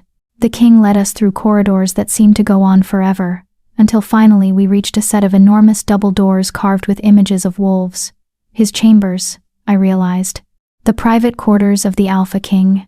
He pushed through the doors, and I followed automatically, then stopped dead. The room beyond was beautiful in a way that made my chest ache. A massive 4-poster bed dominated one wall, its dark wood frame carved with the same wolf motifs that decorated the doors. Thick carpets covered the floors. A fireplace large enough to roast a whole deer crackled with warmth. Floor-to-ceiling windows looked out over the city, offering a view that made me dizzy with vertigo and wonder. But what caught my attention wasn't the luxury. It was the books. Shelves upon shelves of them, lining an entire wall. More books than I'd seen in my entire life. Leather-bound, gold-leafed, their spines promising knowledge and stories and worlds I'd never imagined. You like books? The king's voice human now. I spun around to find him shifted back to his human form, though he remained partially hunched from his wounds. He was tall, broad-shouldered, with dark hair that fell to his shoulders and those same piercing golden eyes. Handsome in a way that felt almost dangerous, like looking at him too long might burn. He was also completely naked. Heat flooded my face and I immediately averted my eyes, staring fixedly at the bookshelves instead. I didn't mean to stare. At the books. Or at you. Not that I was staring at you, Dorothy. His voice was amused. Breathe. I sucked in a breath, my heart racing. This was ridiculous. I'd carried this man 10 miles through a blizzard. I'd operated on him, stitched his wounds, held his head in my lap, but seeing him human, naked. In the intimate space of his chambers it felt different. More real. More dangerous. The books are yours, he said, and I heard fabric rustling as he presumably dressed himself. If you want them. All of them. Consider it payment for saving my life. Payment, right. This was a transaction. I needed to remember that. You don't have to pay me, I said quietly, still staring at the books. I didn't save you for a reward. I know. His voice was closer now, just behind me. That's why I want to give you one. Because you didn't ask. Because you expected nothing. Because you saw a dying wolf and your first instinct was to save him, not to wonder what you'd get out of it. I finally turned to face him. He'd put on loose black pants and a shirt that hung open, revealing bandages wrapped around his torso. His face was drawn with exhaustion and pain, but his eyes were alert, fixed on me with that same unsettling intensity. "What am I doing here?" I asked, the question escaping before I could stop it. "Really? Why did you bring me to the palace? Why not just give me gold, or land, or something normal? Why claim me?" The king was quiet for a long moment. Then he moved to the window, his movements careful around his injuries. "Come here." I joined him at the window, looking out over the city spread below us. Thousands of lights twinkled in the darkness. Homes, taverns, shops, lives being lived by people who belonged here, who had places and purposes and futures. "Do you see all of this?" the king asked quietly. "This city, this kingdom. Every single wolf in it looks at me and sees the crown, sees power, sees someone they need to impress, or fear, or manipulate. I've been king for 10 years, and in that time, I've had exactly 3 people look at me and see just me." He paused, his jaw tightening. "My mother, before she died, Captain Thessa, because she's known me since we were children, and you, in that barn, covered in my blood, exhausted from carrying me through a blizzard. You looked at me like I was just a wolf who needed saving, not the king, not someone important, just a life worth preserving." His golden eyes met mine, and I saw vulnerability there that made my breath catch. "I brought you here because I'm selfish," he said simply. "Because I want someone around me who sees me as more than a crown. Because you don't want anything from me except for me to survive. And because..." He trailed off, his expression conflicted. "Because?" I prompted, my voice barely above a whisper. "Because when I woke up in that barn with my head in your lap, and you were stroking my fur like I was something precious, something worth caring for, I felt safe for the first time in 10 years, and I'm not ready to give that up." The honesty in his words stole my breath. This wasn't about gratitude or debt or obligation. This was about loneliness. About 2 broken people finding something in each other that eased the ache of being unwanted. "I'm not going to be good at this," I warned him. "I don't know how to be around royalty. I don't know palace protocol or proper etiquette or how to address nobles. I can't shift. I can't fight. I can't do any of the things that would make me useful here. All I can do is..." "Be yourself," the king interrupted gently. "That's all I'm asking. Just be the person who saved my life because she couldn't stand to watch something die. The person who spent 10 miles talking to an unconscious wolf like he could hear her. The person who looks at a library and gets that expression like she's seeing something holy." "That's not much," I said quietly. "It's everything to me." The weight of those words settled between us, heavy with meaning I wasn't ready to examine. Outside, the city glittered like a promise, or a threat. I couldn't tell which. "I should go," I said, suddenly aware of how intimate this felt. Just the 2 of us, in his chambers, with night pressing against the windows. "You need rest, and I need..." "Stay." That word again, the same one he'd used in the barn, when his paw had pressed down on my lap and refused to let me leave. "Your Majesty." "Davian," he corrected softly. "When we're alone, I'm just Davian. Not the king. Not your Majesty. Just me. Just me." Like he was asking permission to be human, to be vulnerable, to be something other than the crown he wore. "I can't stay in your chambers," I said, trying to be reasonable, even as part of me wanted to agree, wanted to curl up in that massive bed and feel safe for one night, protected by someone powerful enough to keep the world at bay. "People will talk, they'll think." "Let them think." Davian's voice was firm. "You're under my protection. That means you sleep where I can keep you safe. And right now, that's here. I don't need. I do." The words came out quiet, almost vulnerable. "I need to know you're safe, that no one can hurt you, that you're not going to disappear in the night and leave me wondering if I imagined you." His fear was so raw, so unexpected, that it disarmed every argument I'd been forming. This wasn't about control or possession. This was about trauma, about a wolf who'd nearly died alone in the snow and woken to find an angel covered in his blood, about someone who'd spent so long being lonely that he'd forgotten what it felt like to have someone care. "Okay," I whispered. "I'll stay. For tonight." Relief flooded Davian's features. "Thank you." He showed me to a smaller chamber connected to his, a sitting room that had been converted into a bedroom, complete with a smaller but still luxurious bed, a wardrobe, and a privacy screen, close enough that he'd hear if I called, far enough to preserve some semblance of propriety. "There are clothes in the wardrobe," he said. "They might be too large, but they're clean. And there's a bath through that door, if you want to wash. A bath. Hot water. The chance to scrub away the dried blood and grime from the longest night of my life." "Thank you," I said. Then, because it needed to be said, for everything, for claiming me, for bringing me here, for seeing me. Davian's expression softened. "Thank you for saving my life. For carrying me when you had every reason to leave me. For being exactly who you are." He left before I could respond, closing the door softly behind him.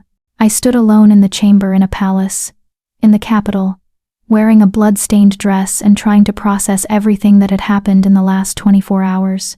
Yesterday, I'd been nobody, a wolfless Omega being sold to clear her father's debts.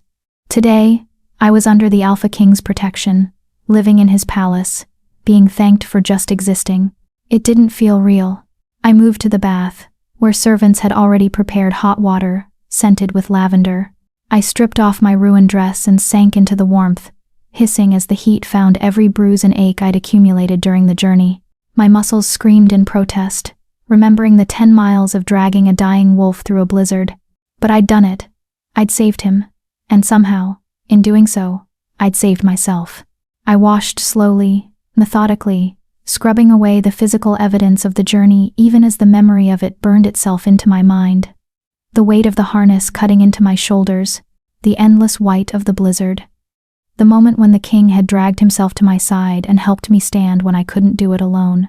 We'd saved each other. That's what that moment had been. Two broken creatures refusing to let go. When I finally emerged from the bath, I found a simple nightgown laid out on the bed, soft, clean, comfortable. I dressed quickly and climbed under the covers, my body crying out for sleep. But sleep didn't come easily. Instead, I lay there in the darkness, listening to the sounds of the palace around me, distant footsteps, murmured voices, the crackle of fire from the king's chamber next door, and underneath it all, barely audible, the sound of someone breathing. Davian, on the other side of the wall, close enough that I could sense him, could feel his presence like a warm weight pressing against my consciousness. He was there, real, alive because I'd refused to let him die, and I was here, safe, protected by someone who looked at me and saw worth instead of worthlessness. It should have felt like a fairy tale, like the happy ending my mother's stories had promised. But fairy tales didn't prepare you for the complicated reality of being saved, didn't explain what it meant when someone powerful looked at you with desperate need in their eyes, didn't warn you about the way gratitude could twist into something more, something dangerous, something that felt almost like, no. I cut off that thought before it could fully form. This wasn't a love story. This was survival, mutual desperation. Two lonely people finding temporary comfort in each other's existence. In 3 days, the novelty would wear off. Davian would remember he was king, and I was nobody. The gap between us would become visible again, and I'd find my place here probably in the kitchens or the gardens, somewhere a wolfless Omega could be useful without causing trouble. This moment, this feeling of being wanted, of being important, was temporary. I needed to remember that, even as part of me whispered, "What if it's not?" I woke to screaming. For a disorienting moment, I couldn't place where I was. Then, memory crashed back the palace, the king's chambers, the borrowed bed in the converted sitting room. And the screaming was coming from Davian's room. I was moving before conscious thought caught up, stumbling through the connecting door in my nightgown. The king's chamber was dark except for the dying embers in the fireplace, and in the massive bed, Davian thrashed like he was fighting for his life. No. The word tore from his throat, raw with terror. Please, no. Nightmare. He was having a nightmare. I approached the bed cautiously, remembering Captain Thessa's warnings about waking a sleeping shifter. They could strike out on instinct, not recognizing friend from foe. But Davian's face was twisted with agony, and something in me couldn't bear to watch him suffer. Davian, I said softly, stopping just out of reach. It's okay. You're safe. It's just a dream. He didn't hear me. Didn't stop thrashing. His breathing was rapid and shallow, and I could see fresh blood seeping through his bandages where his movements had torn his stitches. Damn the caution. I climbed onto the bed and reached for his face, cupping it gently between my hands. Davian, wake up. You're safe. I'm here. His eyes snapped open, wild, golden, unseeing. For a heartbeat, I thought he'd strike me. His hand moved lightning fast, catching my wrist in a grip that would bruise. Then recognition flooded his features. Dorothy? His voice was hoarse, disoriented. What? You were having a nightmare, I said softly, not trying to pull away from his grip. You were screaming. Shame flickered across his face. I'm sorry. I didn't mean to wake you. He stopped, finally registering our positions. Me on his bed, my hands on his face, his hand around my wrist. You shouldn't be here. You were hurting yourself, I said, gesturing to the fresh blood on his bandages. Your stitches tore. I heal fast. It's fine. It's not fine. I finally pulled my wrist free and moved to examine the damage. You're going to make everything worse if you keep thrashing like that. What were you dreaming about? Davian went very still. The attack, the hunters, dying alone in the snow. His voice dropped to barely a whisper. Thinking that was how it would end. That no one would find me. That I'd die as the king. Not as me. The vulnerability in those words made my chest ache. I carefully peeled back his bandages, checking the stitches. 2 had torn, but not badly. I could fix this. Stay still, I ordered, moving to the wash basin to clean my hands. I need to restitch these. Dorothy, it's the middle of the night. You don't have to. I said, stay still. I gathered what I needed. Needle, thread, cloth. You claimed me, remember? That means you're stuck with me, fussing over you whether you like it or not. A sound escaped him, half laugh, half something else. I'm the king. I don't take orders. Right now, you're my patient. I returned to the bed and settled beside him. And patients do what their healers tell them. Now hold still before you make this worse. His eyes met mine, and in them I saw wonder, like he couldn't quite believe I was real, like he was afraid if he blinked, I'd disappear.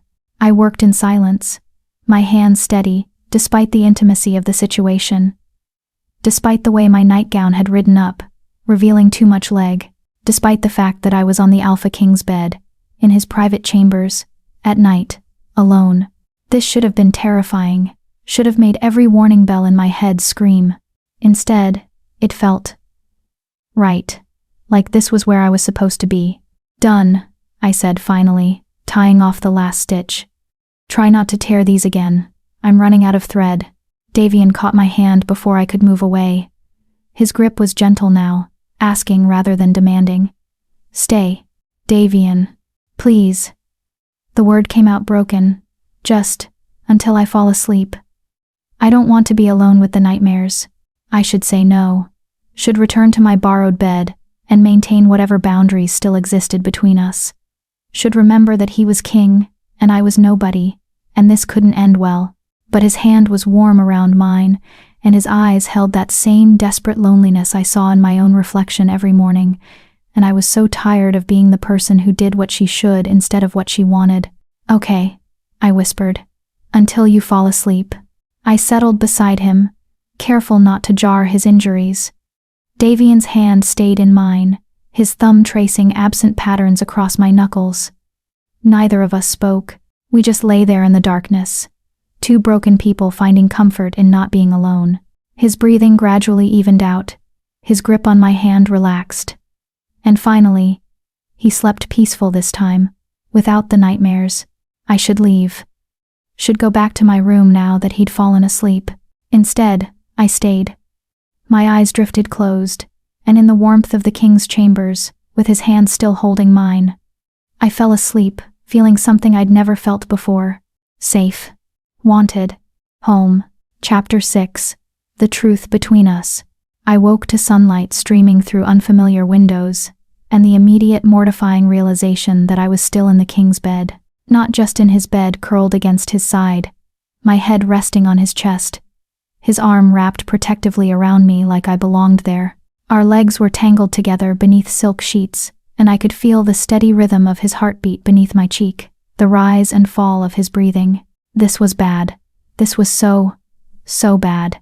I tried to ease away carefully, to extract myself without waking him, but the moment I moved, Davian's arm tightened around me. Don't. His voice was rough with sleep, but there was no mistaking the command in it. Stay, please. Someone could come in, I whispered, my face burning. They'll see. Let them see. His hand moved to stroke my hair, the gesture so tender it made my throat tight. You're under my protection. That means you're allowed to be wherever I want you to be. That's not how this works. There are rules. Protocol. People will talk. People always talk. Davian's chest rumbled with the words. Let me worry about that. Right now, just stay. A few more minutes. That's all I'm asking. I should refuse. Should maintain boundaries that were already dangerously blurred. But his warmth was seeping into me, melting away the chronic cold I'd carried my entire life. And his hand in my hair felt like safety, like being cherished, like something I'd never known I was missing until now. A few more minutes, I agreed quietly. We lay there in the golden morning light, neither of us speaking. Outside, I could hear the palace waking servants moving through the corridors, guards changing shifts, the distant clatter of breakfast preparations, the world continuing on, oblivious to the impossible thing happening in the king's chambers. I didn't have nightmares, Davian said finally, his voice quiet. Last night, after you came, I just slept. Peacefully. I can't remember the last time that happened. You were exhausted. You'd been wounded and traveled all day. It wasn't the exhaustion. His arm tightened around me. It was you, knowing you were there, knowing I wasn't alone. It made the darkness less dark. I lifted my head to look at him. His golden eyes were already on me, and the intensity in them stole my breath. This wasn't gratitude. This was something else, something deeper and more dangerous. Davian, I said carefully, what are we doing? I don't know. His hand came up to cup my face, his thumb brushing across my cheekbone. I've been king for 10 years. I know strategy, politics, warfare. I know how to read people, how to anticipate their moves, how to stay 3 steps ahead of everyone around me. But this I don't know what this is. I just know I don't want it to stop. I'm nobody, I whispered. A wolfless omega from a backwater pack. You're the king. There's no future where this makes sense. Maybe not. His thumb traced my lower lip, and heat pooled in my stomach. But right now, in this moment, it makes perfect sense. You saved my life. You carried me through a blizzard when you had no reason to care whether I lived or died. You looked at me and saw something worth saving. How am I supposed to let that go? You don't have to let it go. You can keep me here, under your protection. I'll be grateful for that. I'll serve you however you need. But this, I gestured between us. Whatever this is becoming, it's going to hurt us both when reality catches up. What if I don't care? Davian's voice was fierce. What if I'm tired of doing what makes sense? What if I want something just for me? Just for once? Regardless of whether it's wise or practical or appropriate, then you'll regret it, I said quietly. When your advisors remind you that a king needs a queen who can strengthen alliances, when the nobles expect you to mate with someone who can shift, who can give you heirs, when you realize that keeping me here like this is just going to make everything more complicated, Davian was quiet for a long moment. Then he sat up, careful of his injuries, and looked at me with an expression I couldn't read. "There's something you should know," he said. "About why I was in your territory, about what happened before the hunters attacked." Dread pooled in my stomach. "What?" "I was running away." The words came out flat, matter of fact. From the palace. From my responsibilities. From a wedding that was supposed to happen in 2 weeks. The world tilted. A wedding. To Princess Abigail of the Eastern Territories. It's been arranged for months. A political alliance to unite the Eastern and Northern packs. Davian's jaw tightened. "I've met her 3 times. She's beautiful, accomplished, politically savvy, everything a queen should be. And I feel absolutely nothing when I look at her. I should have expected this. Should have known that a king wouldn't be unattached." But hearing it still felt like a physical blow. "So you ran," I said quietly. "I ran," he laughed bitterly. "Like a coward. I shifted and just ran. Didn't tell anyone where I was going. Didn't bring guards. Just needed to feel something other than trapped. And that's when the hunters found me. And I found you. And you saved me." His eyes met mine. "And now I'm back here. And the wedding is still supposed to happen. And I still feel nothing for her. Except now I feel everything for you, and I don't know what to do about it." The confession hung in the air between us, too honest, too raw, too dangerous. "You marry her," I said, each word like swallowing glass, "because that's what kings do. They make sacrifices for their kingdoms, and you keep me here as whatever you want me to be. A friend, a companion, someone who reminds you that you're more than just a crown. But you marry her, because that's what makes sense." "I don't want to make sense." Davian's voice was rough. "I want to be selfish.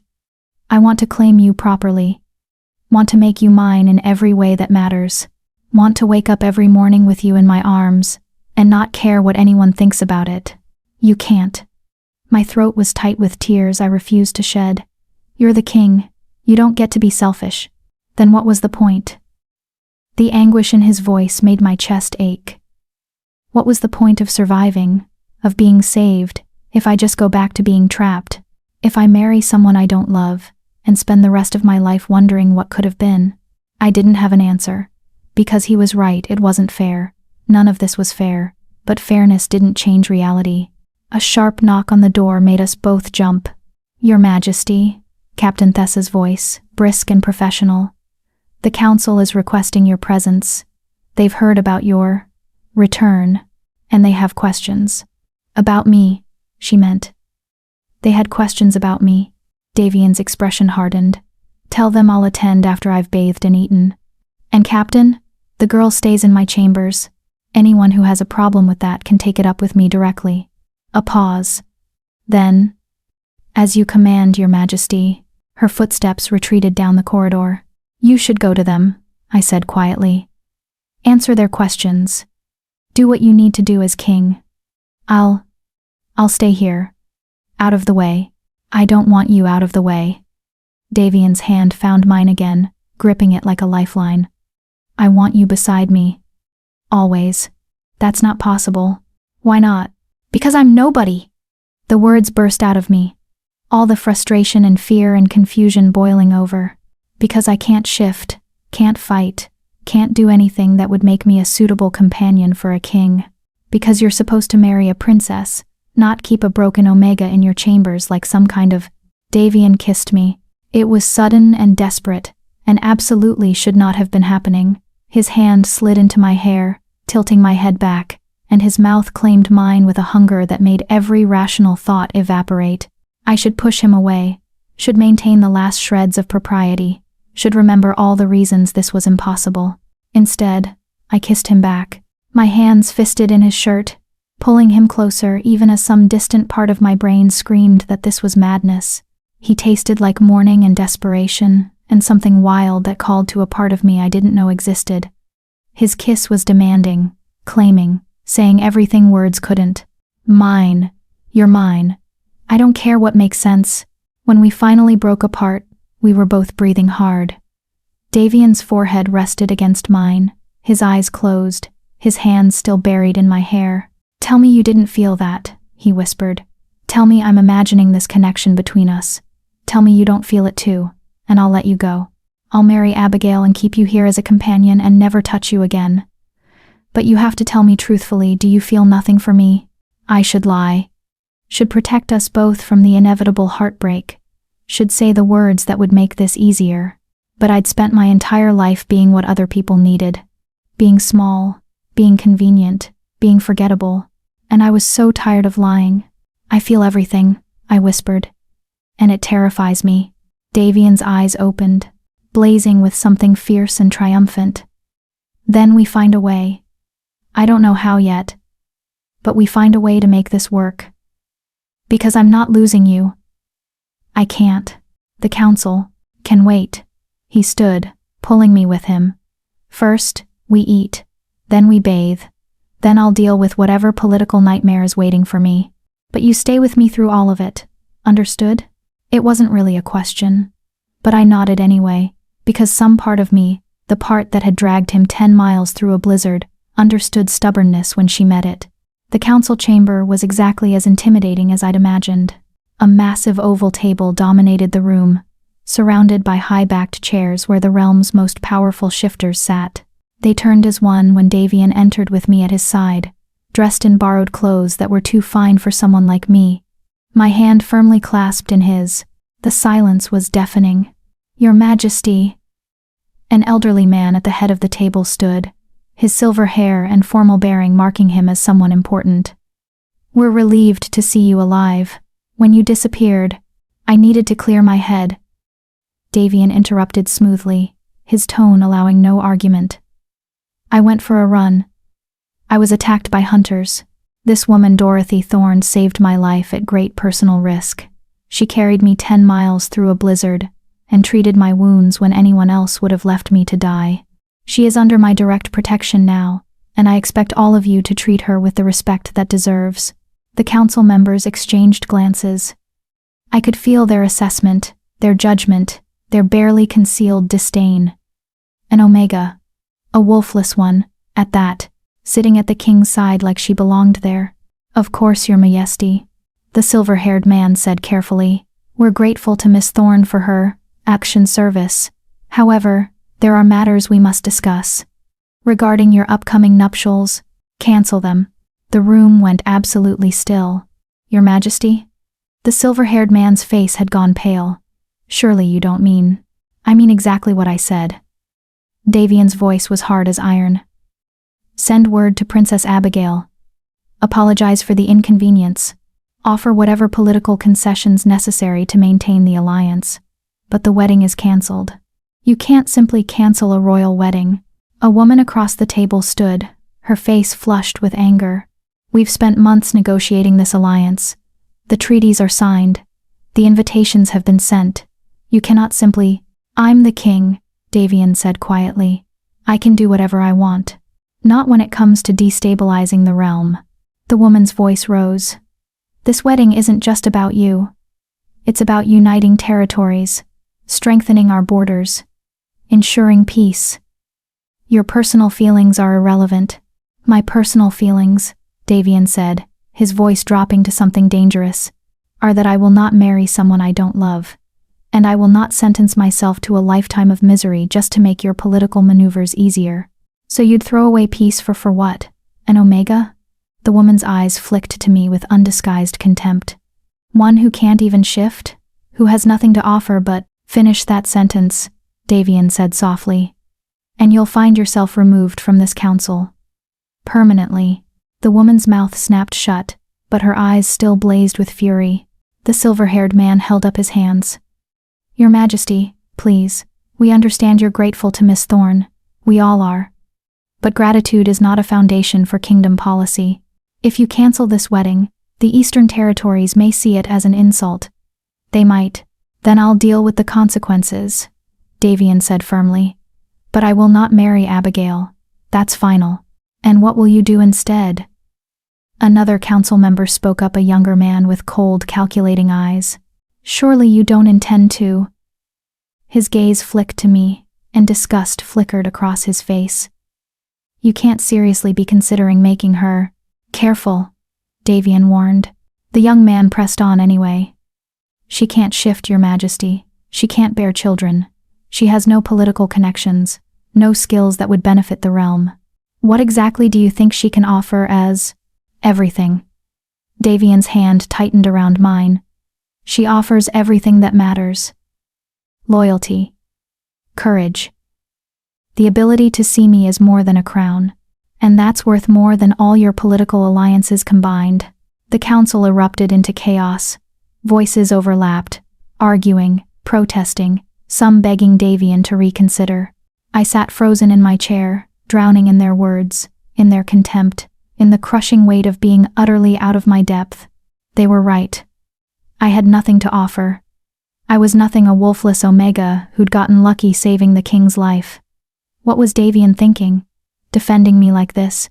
Throwing away a political alliance for someone as worthless as me? Enough.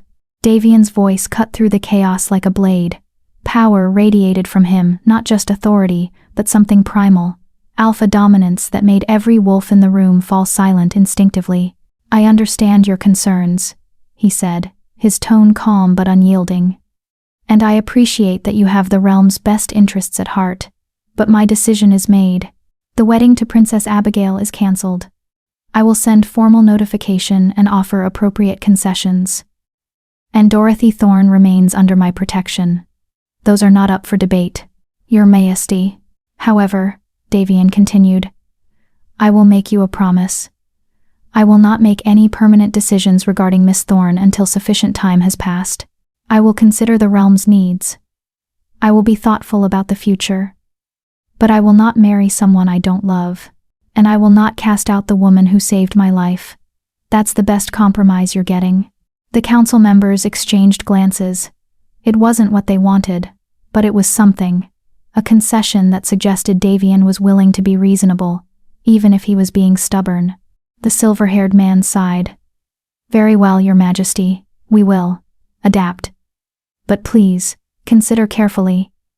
The realm needs stability, needs heirs, needs heirs.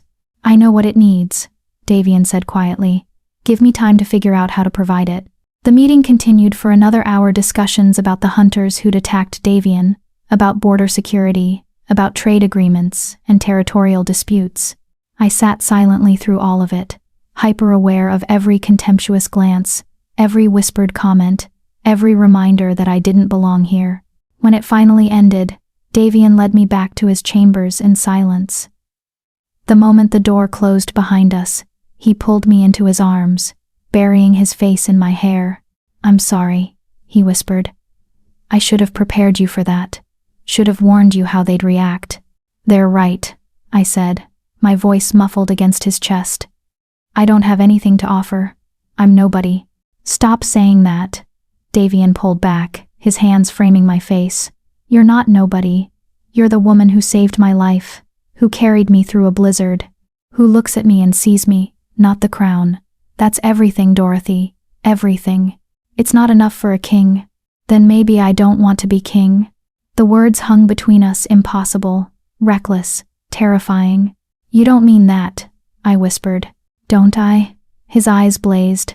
I've been king for 10 years. 10 years of sacrifice and duty and putting everyone else's needs before my own. When do I get to be selfish? When do I get to choose what I want? Not when choosing what you want could destabilize the realm. Not when it means throwing away political alliances. Not when… Then what was the point? Davian's voice broke. What was the point of you saving me if I just go back to being trapped? If I spend the rest of my life wishing I'd died in that snow, because at least then I wouldn't know what I was missing? Tears burned in my eyes. I saved you because you deserved to live. Not because I expected anything in return. Not because I thought we'd… I couldn't finish the sentence. Couldn't name this thing growing between us. Too fragile and impossible to survive reality. I know, Davian whispered. I know you didn't expect this. Neither did I. But it's here now, and I don't know how to let it go. You have to. The words hurt coming out. You're the king. You have responsibilities. And I'm just the girl who happened to be in the right place at the right time. We can be friends. I can stay here under your protection. But this us, it can't be more than that. Why not? Because I love you too much to let you destroy yourself for me. The confession escaped before I could stop it. Davian went very still, his eyes widening with shock and something that looked like wonder. Say that again, he breathed. No. I tried to pull away, but his hands tightened on my face. I shouldn't have said it. Forget I. Say it again, Dorothy. I closed my eyes, tears spilling down my cheeks. I love you. And that's exactly why we can't do this. Because I won't let you sacrifice everything for someone like me. I won't be the reason the realm falls apart. I won't. He kissed me again. Softer this time, but no less devastating. When he pulled back, his own eyes were bright with unshed tears. I love you too, he whispered. And I know that's terrifying. I know it's impossible. But it's true. And I'd rather spend 1 year with you and lose the crown than spend 50 years without you and keep it. Don't say that. Please don't say that. Then tell me how to make this work. Tell me how to keep you and keep the kingdom. Because I can't. His voice broke. I can't lose you. Not now. Not after finally finding you. I didn't have an answer. Because there was no answer. He was king. I was nobody. And sometimes, love wasn't enough. We stood there in his chambers, holding each other while the sun climbed higher in the sky and reality pressed against the windows like a living thing. Tomorrow would come, the council would return. Princess Abigail would hear about the cancelled wedding. The realm would have opinions about the wolfless Omega living in the king's chambers. But for now, in this moment, we had each other. And maybe, just maybe, we could figure out how to make that enough. Chapter 7. 3 weeks passed in a strange sort of limbo. Davian cancelled the wedding to Princess Abigail. The political fallout was exactly as bad as the council had predicted. Angry letters from the eastern territories, whispered accusations of instability, nobles circling like vultures sensing weakness. But Davian held firm, enduring every criticism, every veiled threat, every reminder that he was putting his personal desires above the realm's needs. And through it all, I stayed. I stayed in the chambers connected to his. I stayed at his side during council meetings, enduring the contemptuous stares and barely concealed hostility. I stayed awake beside him when the nightmares came, stroking his hair until he could sleep peacefully again. I stayed even though every rational part of me screamed that this couldn't last, that eventually something would have to give. We didn't discuss the future, didn't talk about what we were to each other, what this arrangement meant, how long it could possibly continue. We existed in stolen moments, late-night conversations in his chambers, shared meals when we could escape the palace's demands, quiet mornings when I'd wake to find him watching me like I was something precious. It felt like borrowed time, like a dream I'd wake from at any moment. And then Princess Abigail arrived. I was in the library, Davian's gift to me, a room filled with more books than I could read in 10 lifetimes when Captain Thessa found me. She's here, the captain said without preamble. Princess Abigail. She arrived an hour ago and demanded an audience with the king. My stomach dropped. Why would she come here? The wedding's cancelled. What could she possibly? She's refusing to accept the cancellation. Captain Thessa's expression was grim. She's claiming that the king was clearly not in his right mind when he made that decision, that he was recovering from a near-death experience, and not thinking clearly. She's asking the council to override his decision. Can she do that? Legally? No. The king's word is law. But politically? Captain Thessa's jaw tightened. She has powerful allies. If enough of the council supports her claim, it could create a crisis. Davian might be forced to choose between you and civil war. The words hit like a physical blow. Civil war. Because of me. Because a wolfless Omega had dared to save the king's life, and had somehow become important to him. I need to leave, I said, standing on shaky legs. If I'm not here, the problem goes away. He can marry her, secure the alliance. That's not what the king wants. It doesn't matter what he wants. The words burst out of me, all the fear and guilt I'd been carrying for 3 weeks finally breaking through. He's the king. He has responsibilities. And I'm just making everything worse by being here. Captain Thessa studied me for a long moment. You really love him, don't you? The question stole my breath. Don't lie to me. I've been watching you two for weeks. I see how you look at him. How he looks at you. And I see how terrified you are that you're going to destroy him." She moved closer, her voice softening. "You're not wrong to be afraid. This situation is impossible. But running away won't fix it. It'll just break you both. Better broken than dead," I whispered. "Better broken than watching the realm tear itself apart because he chose me." "Is it?" Captain Thessa asked. "Because from where I'm standing, you two have something rare, something worth fighting for. And if you run now, you'll spend the rest of your life wondering what could have been." "I already know what could have been. Nothing. We could have been nothing, because that's all we were ever going to be. I'm nobody, Captain.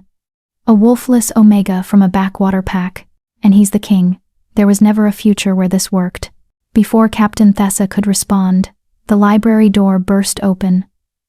A young servant stood there, breathless and pale. "Miss Thorne," she gasped. "The king requests your presence in the throne room, immediately." Dread coiled in my stomach. "Why?" "Princess Abigail wishes to meet you." The throne room was more intimidating than the council chamber. Massive marble columns supported a vaulted ceiling, painted with scenes of wolf battles and conquests. The throne itself, carved from a single piece of black stone, sat on a raised dais at the far end, and filling the space between were nobles, council members, guards, and what looked like half the palace staff, all gathered to witness whatever was about to happen. Davian sat on his throne, his posture rigid with tension. He was dressed formally black and silver that emphasized his authority, his power, the vast distance between him and everyone else in the room. His eyes found mine the moment I entered, and I saw apology there. And fear. He didn't want this, but he couldn't stop it. Standing before the throne, radiant in a gown that probably cost more than my entire village, was Princess Abigail. She was beautiful, devastatingly so. Golden hair that caught the light like spun honey, perfect features that belonged on a painting, a figure that would make any wolf howl with appreciation. And most importantly, I could see it in the way power radiated from her. She could shift, could give Davian airs, could be everything a queen was supposed to be, everything I wasn't. "Ah," she said as I approached, her voice melodious and cultured. "The little omega. How quaint." The condescension in her tone made every person in the room flinch. But I kept my head high, kept walking until I stood beside Davian's throne where I'd stood for 3 weeks, where I'd somehow come to feel like I belonged despite all evidence to the contrary. "Princess Abigail," Davian said, his voice carefully neutral. "This is Dorothy Thorne. She saved my life." "So I've heard." Abigail's eyes swept over me, cataloging every flaw, every inadequacy. "How very fortunate for you, Your Majesty. Though, I must say, the rumors undersold how simple she is. I'd expected someone more impressive, given the circumstances." Simple. The word was chosen carefully, not quite an insult, but close enough to sting. "Miss Thorne showed extraordinary courage," Davian said, his tone hardening. "She carried me 10 miles through a blizzard, treated my wounds, and saved my life when anyone else would have left me to die. I'd say that's fairly impressive." "Oh, I don't doubt her physical capabilities." Abigail's smile was sharp. "Though one does wonder if gratitude is being confused with something else. After all, Your Majesty, you were gravely injured, barely conscious. Surely you couldn't have been thinking clearly during your recovery, and decisions made under duress." She let the sentence hang, pregnant with implication. The throne room went utterly silent. "Are you suggesting," Davian said softly, dangerously, "that I don't know my own mind?" "I'm suggesting that you were traumatized, that you formed an understandable attachment to your rescuer, and that perhaps in your gratitude you made some impulsive decisions that you're now finding difficult to reverse." Abigail's eyes never left his face. "The wedding can still happen, Your Majesty. I'm willing to forgive this indiscretion. We can put this unpleasantness behind us and move forward with our original arrangement." "There was no indiscretion," Davian said, his voice like iron. "And I'm not interested in moving forward with any arrangement, Because of her? For the first time, Abigail's composure cracked slightly. She looked at me with genuine confusion. Your Majesty, I mean no disrespect to Miss Thorne's heroism, but surely you see that she's entirely unsuitable as anything more than a companion, a friend. She can't shift, can't bear children, can't offer your kingdom anything that would justify the political chaos you've created. Every word was true. Every word drove itself into my chest like a blade. She offers me herself, Davian said quietly. That's enough. It's not. Abigail's voice rose, losing its careful modulation. You're the king. You need a queen who can stand beside you, who can produce heirs to secure the succession, who can forge alliances and strengthen the realm. What can she do? Read books? Tell stories? Keep you company at night? The implication hung in the air. Ugly and inescapable. Careful, princess, Davian warned. But Abigail was past caution now. She turned to me directly, her beautiful face twisted with something like desperation. You must see this is impossible, that you're ruining him, that every day you stay here, you're making him weaker in the eyes of his people. The nobles whisper that he's been bewitched. The council questions his judgment. The Eastern territories talk of war, all because of you. The words landed like physical blows. Because they were true, all of it was true. I'm right, aren't I? Abigail's voice softened, became almost kind. You love him, I can see it in your eyes, and if you truly love him, you'll do what's best for him. You'll leave, you'll let him marry me and secure his kingdom, and be the king he's meant to be. Because continuing this fantasy is only going to destroy him. The throne room was so quiet I could hear my own heartbeat, could feel hundreds of eyes on me, waiting to see what the wolfless Omega would do when faced with truth. I looked at Davian, at his golden eyes, fierce and desperate, and silently begging me not to believe her. At his hands, white-knuckled on the throne's armrests, fighting not to reach for me. At the man who'd claimed me, protected me, loved me despite every rational reason not to. And I knew what I had to do. You're right, I said quietly. Davian's face went white. Dorothy. You're right, I said again, louder this time. To Abigail, to the council, to everyone watching this impossible situation, finally reach its inevitable conclusion. I am ruining him. Every day I stay here, I make things worse. And my voice cracked, but I forced the words out. I can't do that to him. I can't watch him destroy himself for me. No. Davian stood, his authority forgotten. Dorothy, don't.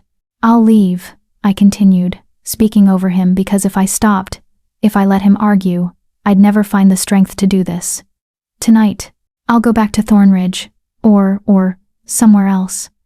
Somewhere far enough that no one will associate me with you anymore. The scandal will die down.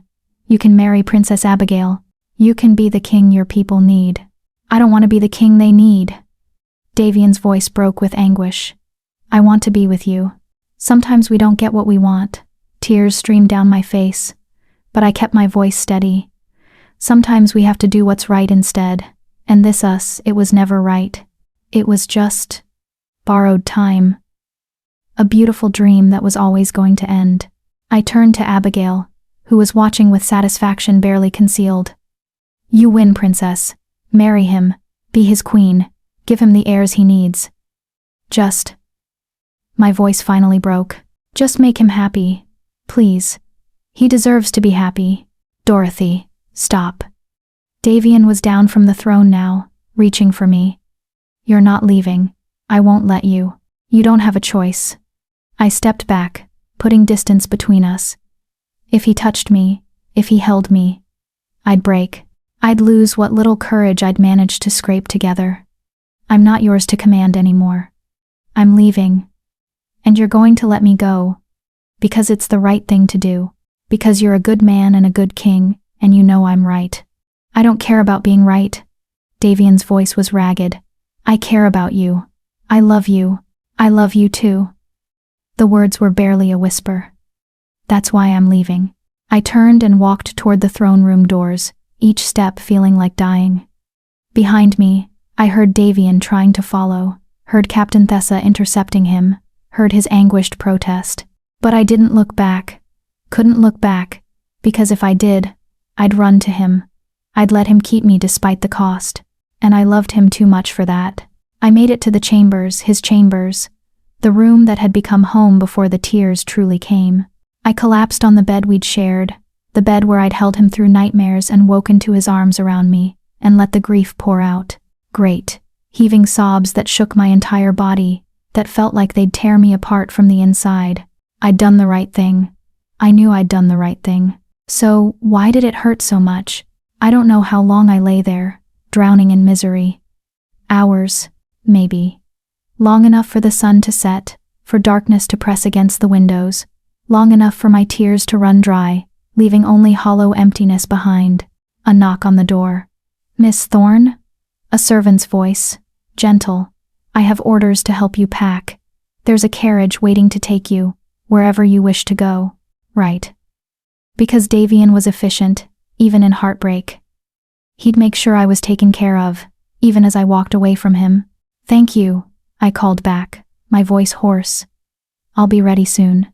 I gathered my few belongings, the books Davian had insisted I take, the clothes he'd given me, small treasures from 3 weeks of borrowed happiness. It all fit in a single trunk, my entire life with him, reduced to what I could carry. I was fastening the trunk when the door opened. "The carriages," I turned, expecting the servant. It was Davian. He looked wrecked. His formal clothes were disheveled, his hair a mess like he'd been running his hands through it. His eyes were red-rimmed and haunted. "Don't go," he said simply. "Davian, please." He crossed the room in 3 strides, his hands framing my face. "I know what you think you're doing. I know you think you're saving me. But you're not. You're killing me. Dorothy, please. You have to let me go." Fresh tears spilled down my cheeks. "You have to marry Abigail. You have to." "I can't." His voice broke. "I can't marry her. I can't wake up every day knowing you're somewhere out there, alone, thinking you weren't worth fighting for. I can't." He pulled me against him, his whole body shaking. "I love you. I love you, and I don't know how to let you go. You have to," I whispered into his chest. "For both of us. Because if I stay, you'll lose your kingdom. And if you lose your kingdom because of me, I'll never forgive myself. Then we'll lose it together." His arms tightened around me. "We'll leave. Tonight. We'll run. And we'll keep running. And we'll find somewhere no one knows us. Somewhere we can just be." The fantasy was so tempting. So beautiful. Run away with him. Leave the crown behind. Start over somewhere new. Somewhere our impossible love might actually work. But it was just that, a fantasy. "You'd regret it," I said quietly. "Maybe not tomorrow, or next week, or even next year. But eventually, you'd regret it. You'd miss being king. You'd wonder about the kingdom you abandoned, and you'd look at me and realize I wasn't worth it. That would never happen. You don't know that. You can't know that." I pulled back enough to look at his face, memorizing every detail. The golden eyes, the strong jaw, the lips that had kissed me like I was something precious. And I can't live with that uncertainty. Can't spend the rest of my life waiting for you to regret choosing me. "Dorothy, let me go," I whispered. "Please.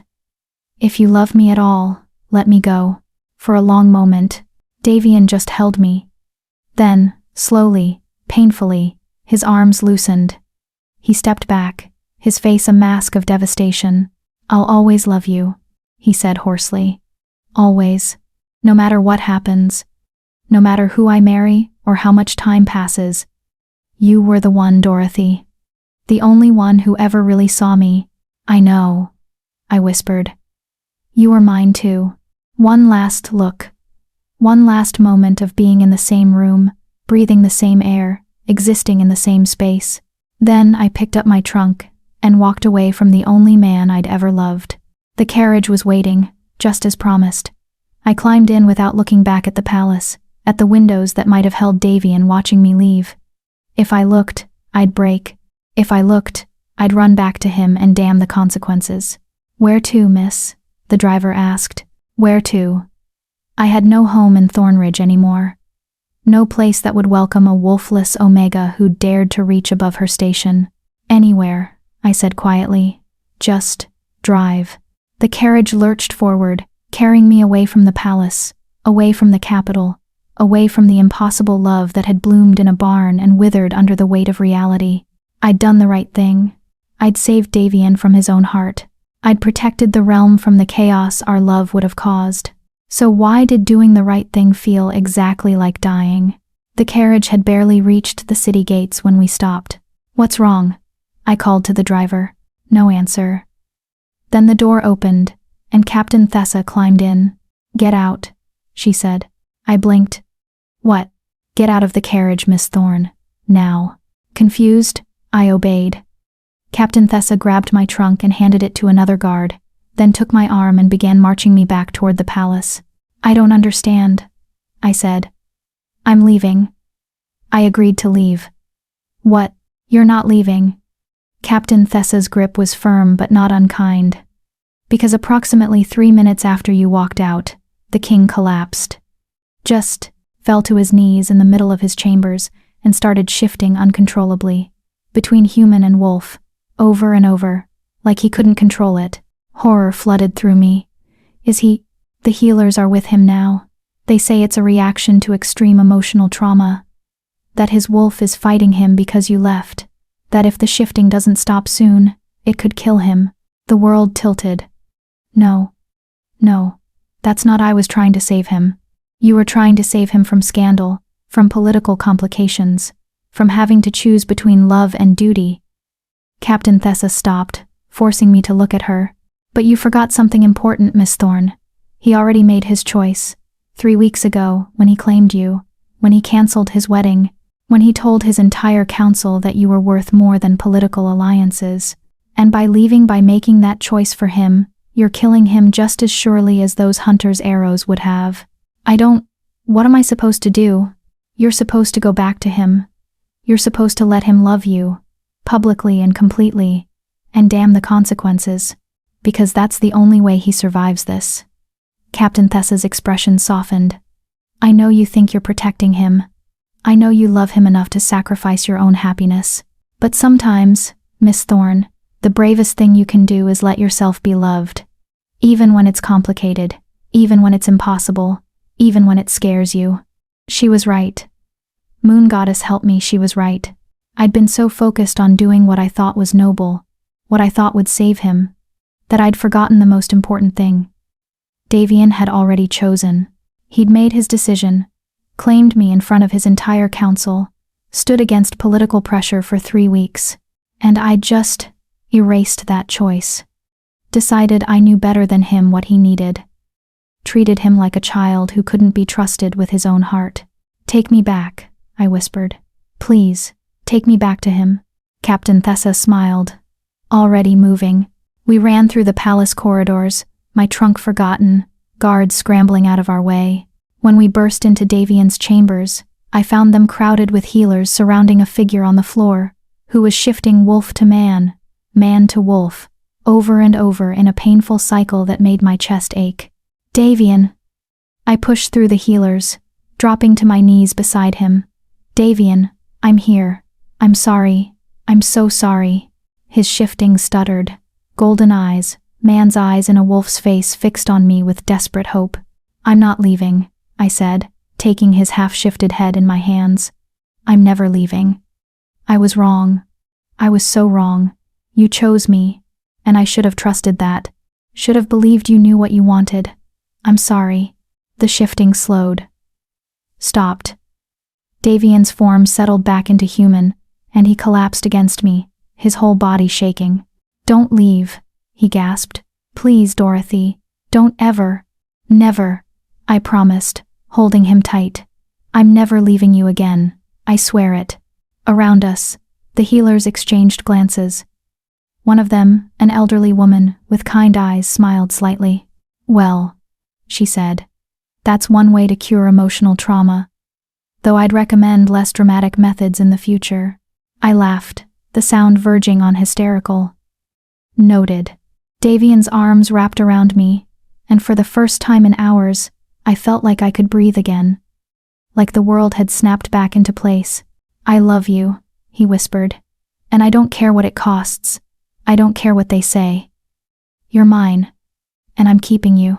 "I love you too," I whispered back. "And I'm sorry I tried to make that choice for you. I won't do it again. Promise? Promise? Promise." We stayed there on the floor, holding each other, while the healers filtered out and left us alone. Eventually, Davian pulled back enough to look at me. "Marry me," he said. I froze. "What?" "Marry me." His eyes were fierce, determined. Not because it's practical, or politically wise, or because anyone expects it. "Marry me because I love you and you love me and we're done letting fear make our decisions. Marry me, Dorothy. You need a queen who can Idis." "I need you," he interrupted. "Everything else, we'll figure out. Together. But I need you beside me, officially and permanently, or I'm going to lose my mind. So marry me. Please." It was insane. Impossible. Every rational argument still applied. I couldn't shift, couldn't bear children, couldn't be the queen the realm expected.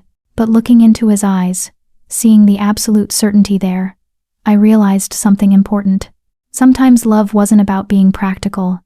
Sometimes it was about choosing each other, over and over, despite every obstacle. Sometimes the bravest thing you could do was say yes to something impossible, and trust that you'd find a way to make it work. "Yes," I whispered. "Yes, I'll marry you." Davian's face lit with joy so pure it took my breath away. He kissed me deep and claiming and full of promise, and I kissed him back, pouring every ounce of love and hope and terrified determination into it. We'd figure it out. Somehow, we'd make this work. We had to. Because the alternative, living without each other, was no longer an option. Chapter 8. The Coronation of Broken Things. The announcement of our engagement sent shockwaves through the realm. Princess Abigail left the capital the same night, her departing words a thinly veiled threat about the Eastern Territories remembering this insult. Half the council resigned in protest. Nobles who'd spent years cultivating relationships with Davian suddenly found reasons to return to their home territories. Letters poured in from across the realm, some supportive, most scathing, all of them, making it clear that the Alpha King marrying a wolfless Omega was unprecedented, inappropriate, and potentially disastrous. Davian read each one with the same expression of grim determination, then filed them away without response. "Let them be angry," he said when I found him late one night, surrounded by complaints and threats. "They'll adapt eventually, or they won't. Either way, I'm not changing my mind." "Davian." I moved behind his chair, my hands settling on his shoulders. "Maybe we should reconsider. Not cancel the engagement," I added quickly when his muscles tensed beneath my touch. "Just delay it. Give people time to adjust. Give the realm time to—" "No." His hand came up to cover mine. "Every day we wait is another day they think they can change my mind. Another day you're living in uncertainty, wondering if I'm going to wake up and realize this was a mistake. I won't do that to you. I trust you," I said quietly. "Then trust me about this." He pulled me around to face him, his eyes intense. "In 2 weeks, you're going to stand beside me in front of the entire realm. You're going to become my queen, and anyone who has a problem with that can take it up with me directly. 2 weeks, 14 days until I became something I'd never imagined possible. Queen, Luna, mate to the most powerful shifter in the Northern Territories. The girl who couldn't shift, elevated to the highest position in the land. It should have felt like a triumph. Instead, it felt like standing on the edge of a precipice, waiting to fall. The wedding preparations were a nightmare dressed in silk and flowers. Seamstresses arrived to measure me for a gown, their faces carefully neutral as they worked around my non-shifter body. No tail to account for in partial shifts, no claws that might tear delicate fabric, just a human-shaped woman who'd somehow captured the king's heart. "You'll be beautiful, Miss Thorne," the head seamstress said kindly, though I caught the doubt in her eyes. Beautiful, perhaps, but would beautiful be enough? The ceremony itself was being planned down to the smallest detail. A royal wedding hadn't happened in 15 years, and everyone seemed determined to make this one perfect, or as perfect as possible, given the controversial nature of the bride. You'll need to learn the traditional vows. Lady Helena, the palace's protocol master, informed me during one particularly grueling preparation session. She was a stern woman in her 60s who'd served 3 generations of royalty and clearly thought Davian had lost his mind. They're in the old language, quite complex. Most queens spend months memorizing them. I have 2 weeks, I said, looking at the phonetically written text she'd provided. The symbols swam before my eyes, ancient and incomprehensible. Yes, well. Lady Helena's tone suggested this was exactly the sort of problem one encountered when marrying inappropriate omegas. Do your best, dear. No one expects perfection from someone in your position. The condescension stung, but I bit my tongue.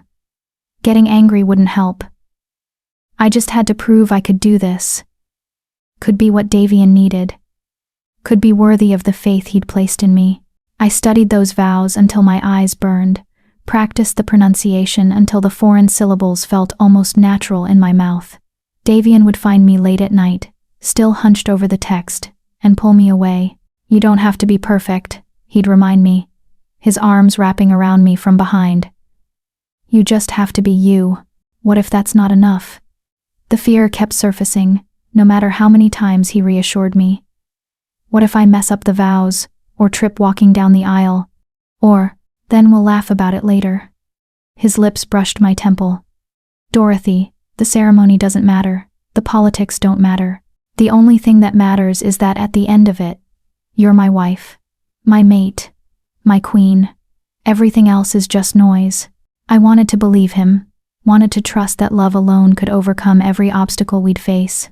But doubt gnawed at me, persistent and poisonous. 5 days before the wedding, a delegation arrived from the Eastern Territories. They requested a formal audience with Davian, and protocol demanded he grant it. I stood beside his throne, my place now, despite the scandalized looks it still generated, and watched as Princess Abigail's father, Duke Aldrich of the Eastern Reaches, approached with cold fury in his eyes. Your Majesty, he said, his bow barely deep enough to be respectful.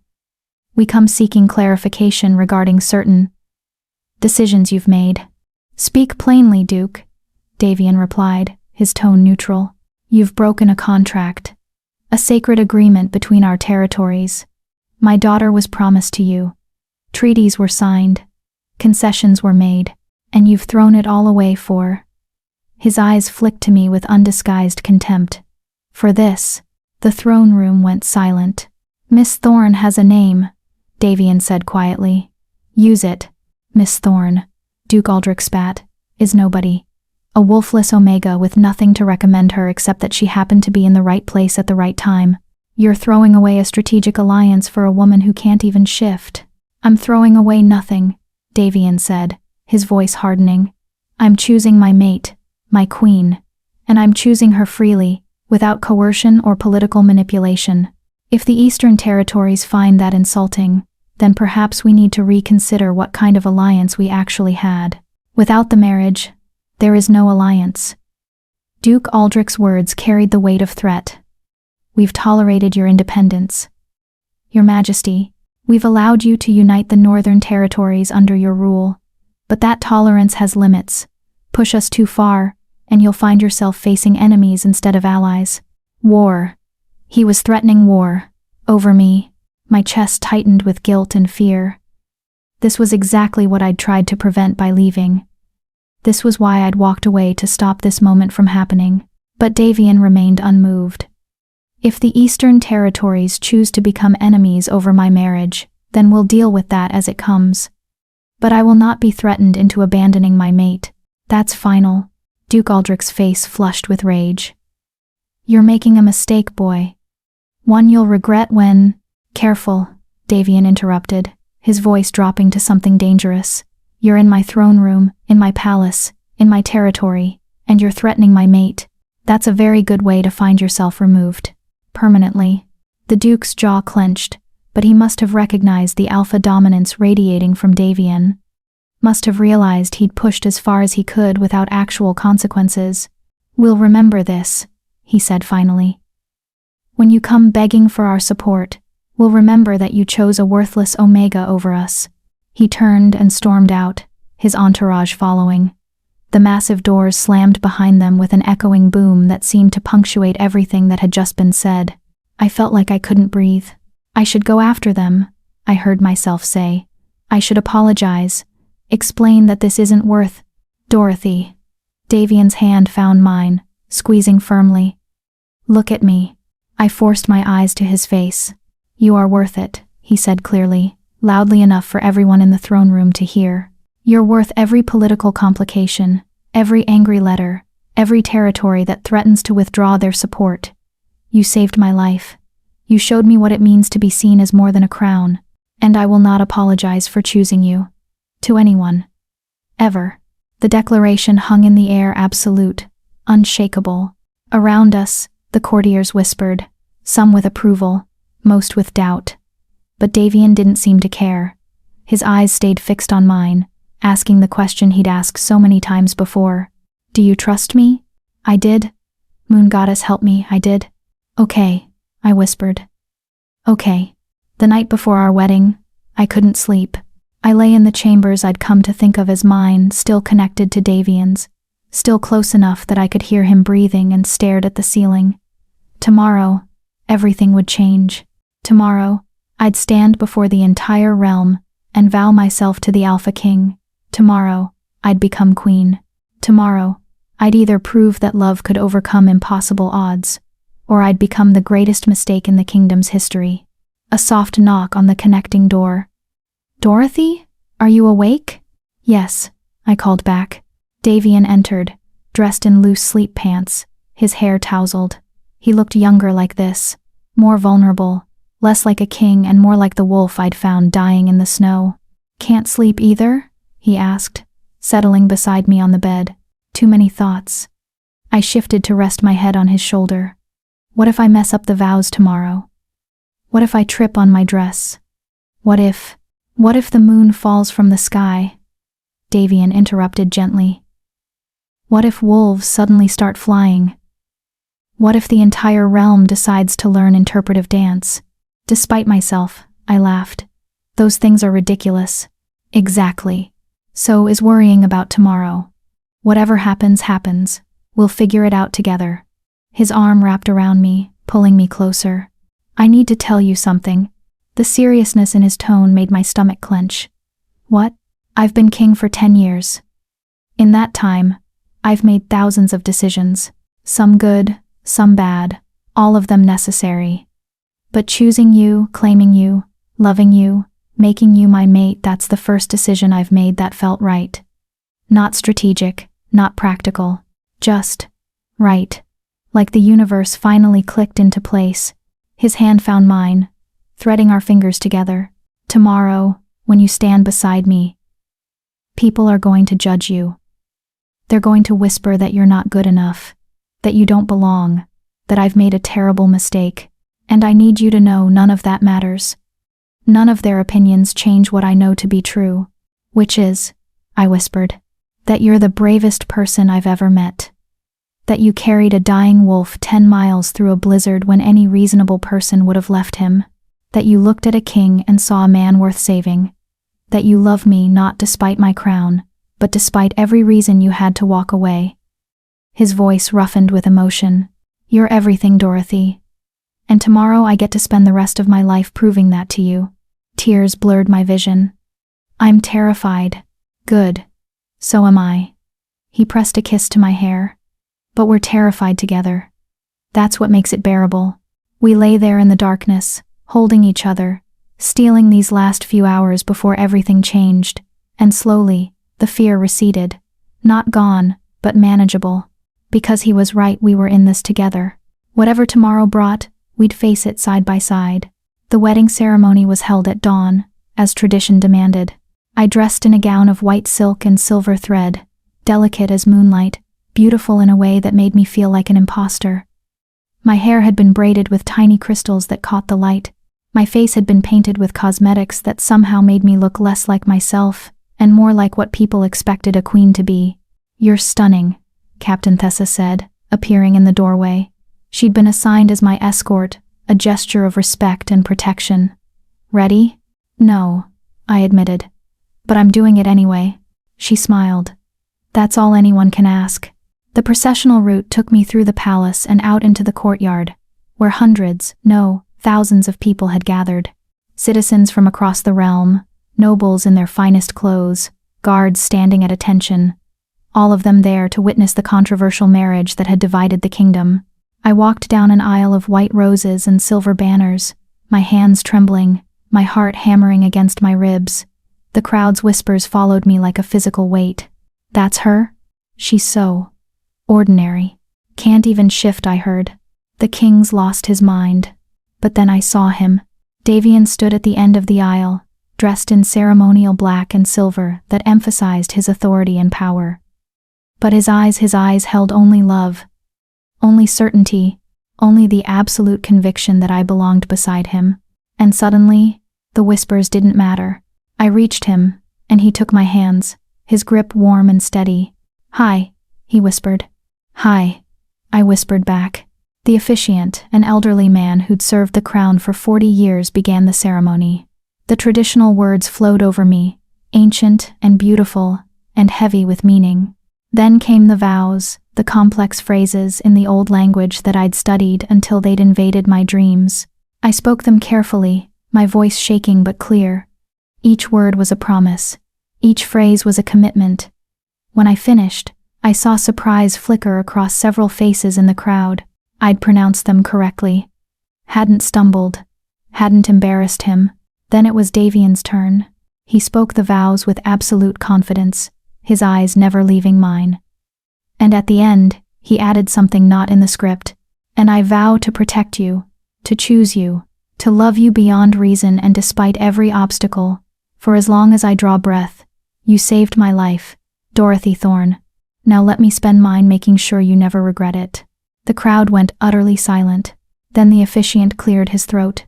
By the power invested in me by the moon goddess herself, I declare you bonded, mates, king and queen of the Northern Territories. Davian kissed me deep in claiming and full of promise, and the crowd erupted, not all cheering. I heard protests mixed with the applause, heard angry voices and skeptical murmurs, but I also heard hope. Heard people who'd been inspired by our impossible love. Heard those who saw us as proof that worth wasn't determined by birth or ability to shift. We were a symbol now, for better or worse. Ready to face them? Davian murmured against my lips. Together, I whispered back. We turned to face the crowd, king and queen, Alpha and Omega, two broken people who'd somehow found each other and refused to let go. It wouldn't be easy. The Eastern Territories might actually declare war. The nobles might continue their resistance. I'd face criticism and doubt, and constant reminders that I wasn't what a queen should be. But as Davian's hand tightened around mine, I realized something important.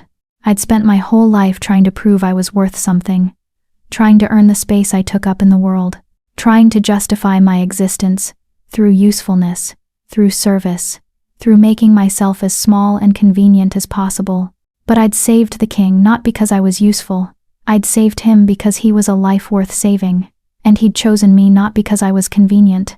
He'd chosen me because I saw him as more than a crown. We'd saved each other, not through grand gestures or perfect planning, just through stubbornness and love and refusal to give up. Maybe that was enough. Maybe we were enough. The crowd began to disperse, heading toward the palace for the feast. But Davian pulled me aside, into a small garden alcove away from prying eyes. Are you okay? He asked, his hands framing my face. I'm terrified, I admitted, but also happy. Is that strange? Not strange at all. He kissed my forehead, my cheeks, my lips. You're my queen now. My mate. Mine. Yours, I agreed. And you're mine. Always. We stood there for a moment, just breathing, just being. King and queen. Two impossible people in an impossible situation, but also just Davian and Dorothy. The wolf who'd been dying in the snow, and the girl who'd refused to let him die. Everything else was just details. Epilogue. 8 months later, I found Davian in the gardens, standing beneath the oak tree we'd planted on our wedding day. 8 months. It felt like both a lifetime and no time at all. 8 months of learning to be queen, of navigating court politics, of proving to a skeptical realm that a wolfless Omega could stand beside their king. 8 months of late-night council meetings, diplomatic negotiations, and slowly, painfully slowly earning the respect of those who doubted me. The Eastern Territories hadn't declared war, though the alliance remained fractured. Duke Aldrich had eventually accepted a trade agreement in lieu of the marriage, though his letters still dripped with thinly veiled contempt. Other territories had been more accepting, intrigued by this new queen who approached problems differently, who saw solutions others missed because she'd spent her life looking at the world from the outside. It hadn't been easy, would probably never be easy, but we'd survived. "Hey," I said softly, settling beside him on the bench. Davian's arm immediately came around me, pulling me close. This was our ritual, now stolen moments in the garden, away from the demands of ruling, just being together. "Long day?" he asked. "Lady Thornwick spent 3 hours arguing that we need to revise the Omega protection laws because they're encouraging laziness." I rolled my eyes. I may have suggested she spend a week living as an Omega before making that judgment. She didn't appreciate it. Davian's chest rumbled with laughter. "I heard about that. Apparently you were quite direct. I'm done being diplomatic with people who think being weak is the same as being lazy." My voice hardened. If I'm going to be queen, I'm going to actually do something with the position. Change things. Make life better for Omegas who don't have a king to protect them. "I know." He kissed my temple. "You're magnificent when you're angry." "I'm serious, Davian. There are Omega children being sold to clear family debts, Omega adults being used and discarded. The laws need to change, then we'll change them." His certainty never wavered. "Draft the proposal. I'll support it. The council will complain, but they'll adapt. They always do." I leaned into him, breathing in his familiar scent. Pine and winter, and something uniquely him. "Sometimes I still can't believe this is real. That I'm actually your queen. That we made this work. We're making it work," he corrected gently. Present tense. Every day, we're choosing each other. Choosing this. That's what makes it real. A soft breeze rustled the oak's leaves. Our tree, planted to symbolize our commitment. It had grown remarkably fast, already taller than me, its branches spreading wide. The gardeners called it unusual, called it blessed by the moon goddess herself. I just called it proof that impossible things could thrive if given the right conditions. "I have something for you," Davian said suddenly, pulling back to look at me. There was something in his expression, nervous, excited. I couldn't quite read it. "What?" He produced a small wooden box from his pocket, carved with intricate wolf designs. "Open it." Inside, nestled on black velvet, was a silver pendant. A wolf mid-howl, beautifully rendered, suspended from a delicate chain. But what caught my attention wasn't the craftsmanship, it was the inscription on the back. "You saved me first." My throat tightened. "Davian, the day you carried me through that blizzard, I was dying in more ways than one," he said quietly. "Physically, yes. But also, spiritually, emotionally. I'd been king for so long I'd forgotten how to be just me, how to let someone see past the crown to the person underneath. And then you found me. You saved me, not because I was king, but because I was a life worth saving." His hands were gentle as he fastened the pendant around my neck. "You saved me first," he repeated. "And I wanted you to have a reminder of that. Because I see how you doubt yourself sometimes. How you wonder if you're good enough, if you deserve this. And I need you to remember you've always been good enough. From the moment you chose to drag a dying wolf through a blizzard, you were extraordinary." Tears spilled down my cheeks. "I'm not. You are." His thumbs brushed away my tears. "You're the woman who changed laws to protect Omegas. Who sits in council meetings and argues for those who have no voice. Who reads to the palace children every week, regardless of their status. Who makes me laugh when I'm drowning in responsibility. Who holds me when the nightmares come. You're everything, Dorothy, and I need you to believe that." "I'm trying," I whispered. "I know." He pulled me into his arms, holding me like I was precious. And I'll keep reminding you. Every day. For the rest of our lives. We sat there as the sun climbed higher, warming the garden. Around us, life continued, servants moving through the palace, guards changing shifts, the distant sounds of the city waking, the realm we ruled together, imperfect and complicated and ours. Tell me something, I said after a while. Do you ever regret it? Choosing me over an easier path? Davian was quiet for a long moment. Then he shifted, pulling me around to face him fully. Every path is hard, he said. Ruling is hard. Relationships are hard. Life is hard. But when it's hard with the right person, when you're facing obstacles with someone who sees you, who chooses you, who refuses to let you face it alone, it becomes bearable. More than bearable. It becomes worth it. His hand came up to cup my face. I don't regret choosing you. I regret that it took nearly dying for me to find you. I regret the years I spent alone, thinking that's what being king meant. I regret every moment before I looked up in that barn and saw you covered in my blood, determined to save me despite every reason to walk away. His voice roughed with emotion. But choosing you, loving you, making you my queen, those are the only decisions I've made that I've never once questioned. Even when Duke Aldrich sends those awful letters, especially then. A fierce smile crossed his face. Because every time someone tries to make me doubt you, I remember who you really are. And I realize they're idiots. I laughed, the sound watery but genuine. Very diplomatic, Your Majesty. I save diplomacy for people who deserve it. He kissed me softly. You deserve honesty. You deserve to know that you're the best thing that ever happened to me. That every day with you is better than any day before you. That I love you more now than I did on our wedding day. And I'll love you even more tomorrow. The pendant rested against my chest, warm from his touch. You saved me first. I love you too, I whispered. Even when it's scary. Even when I don't understand how we made this work. Even when I wake up and can't believe this is my life. I love you. Good. His arms tightened around me. Because you're stuck with me now. For better or worse. In political chaos and in peace. In scandal and in quiet moments like this. You're mine, Dorothy. And I'm never letting you go. Promise? The word came out playful, but I meant it seriously. Promise. He sealed it with a kiss deep and claiming and full of everything words couldn't express. When we finally pulled apart, the sun was fully up, painting the garden in shades of gold. We'd need to go inside soon, face the council, deal with the day's problems, be king and queen instead of just Davian and Dorothy. But for now, in this moment, we were just us.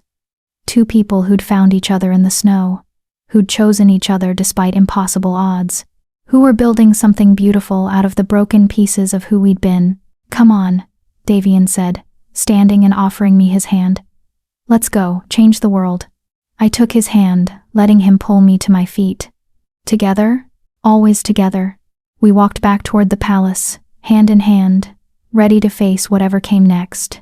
King and queen, Alpha and Omega, two impossible people who'd somehow made an impossible love work. And as we crossed the threshold into our kingdom, I touched the pendant at my throat and smiled. You saved me first. Maybe so. But the beautiful truth was this. We'd saved each other. And we'd keep saving each other, every single day, for the rest of our lives. That was the promise we'd made in a barn 8 months ago. The promise we'd renewed with our vows. The promise we kept every time we chose love over convenience, together over easy, impossible over safe. Some promises, I'd learned, were meant to be kept forever. This was one of them. And that's where Dorothy and Davian's journey ends. Two broken souls who saved each other against all odds.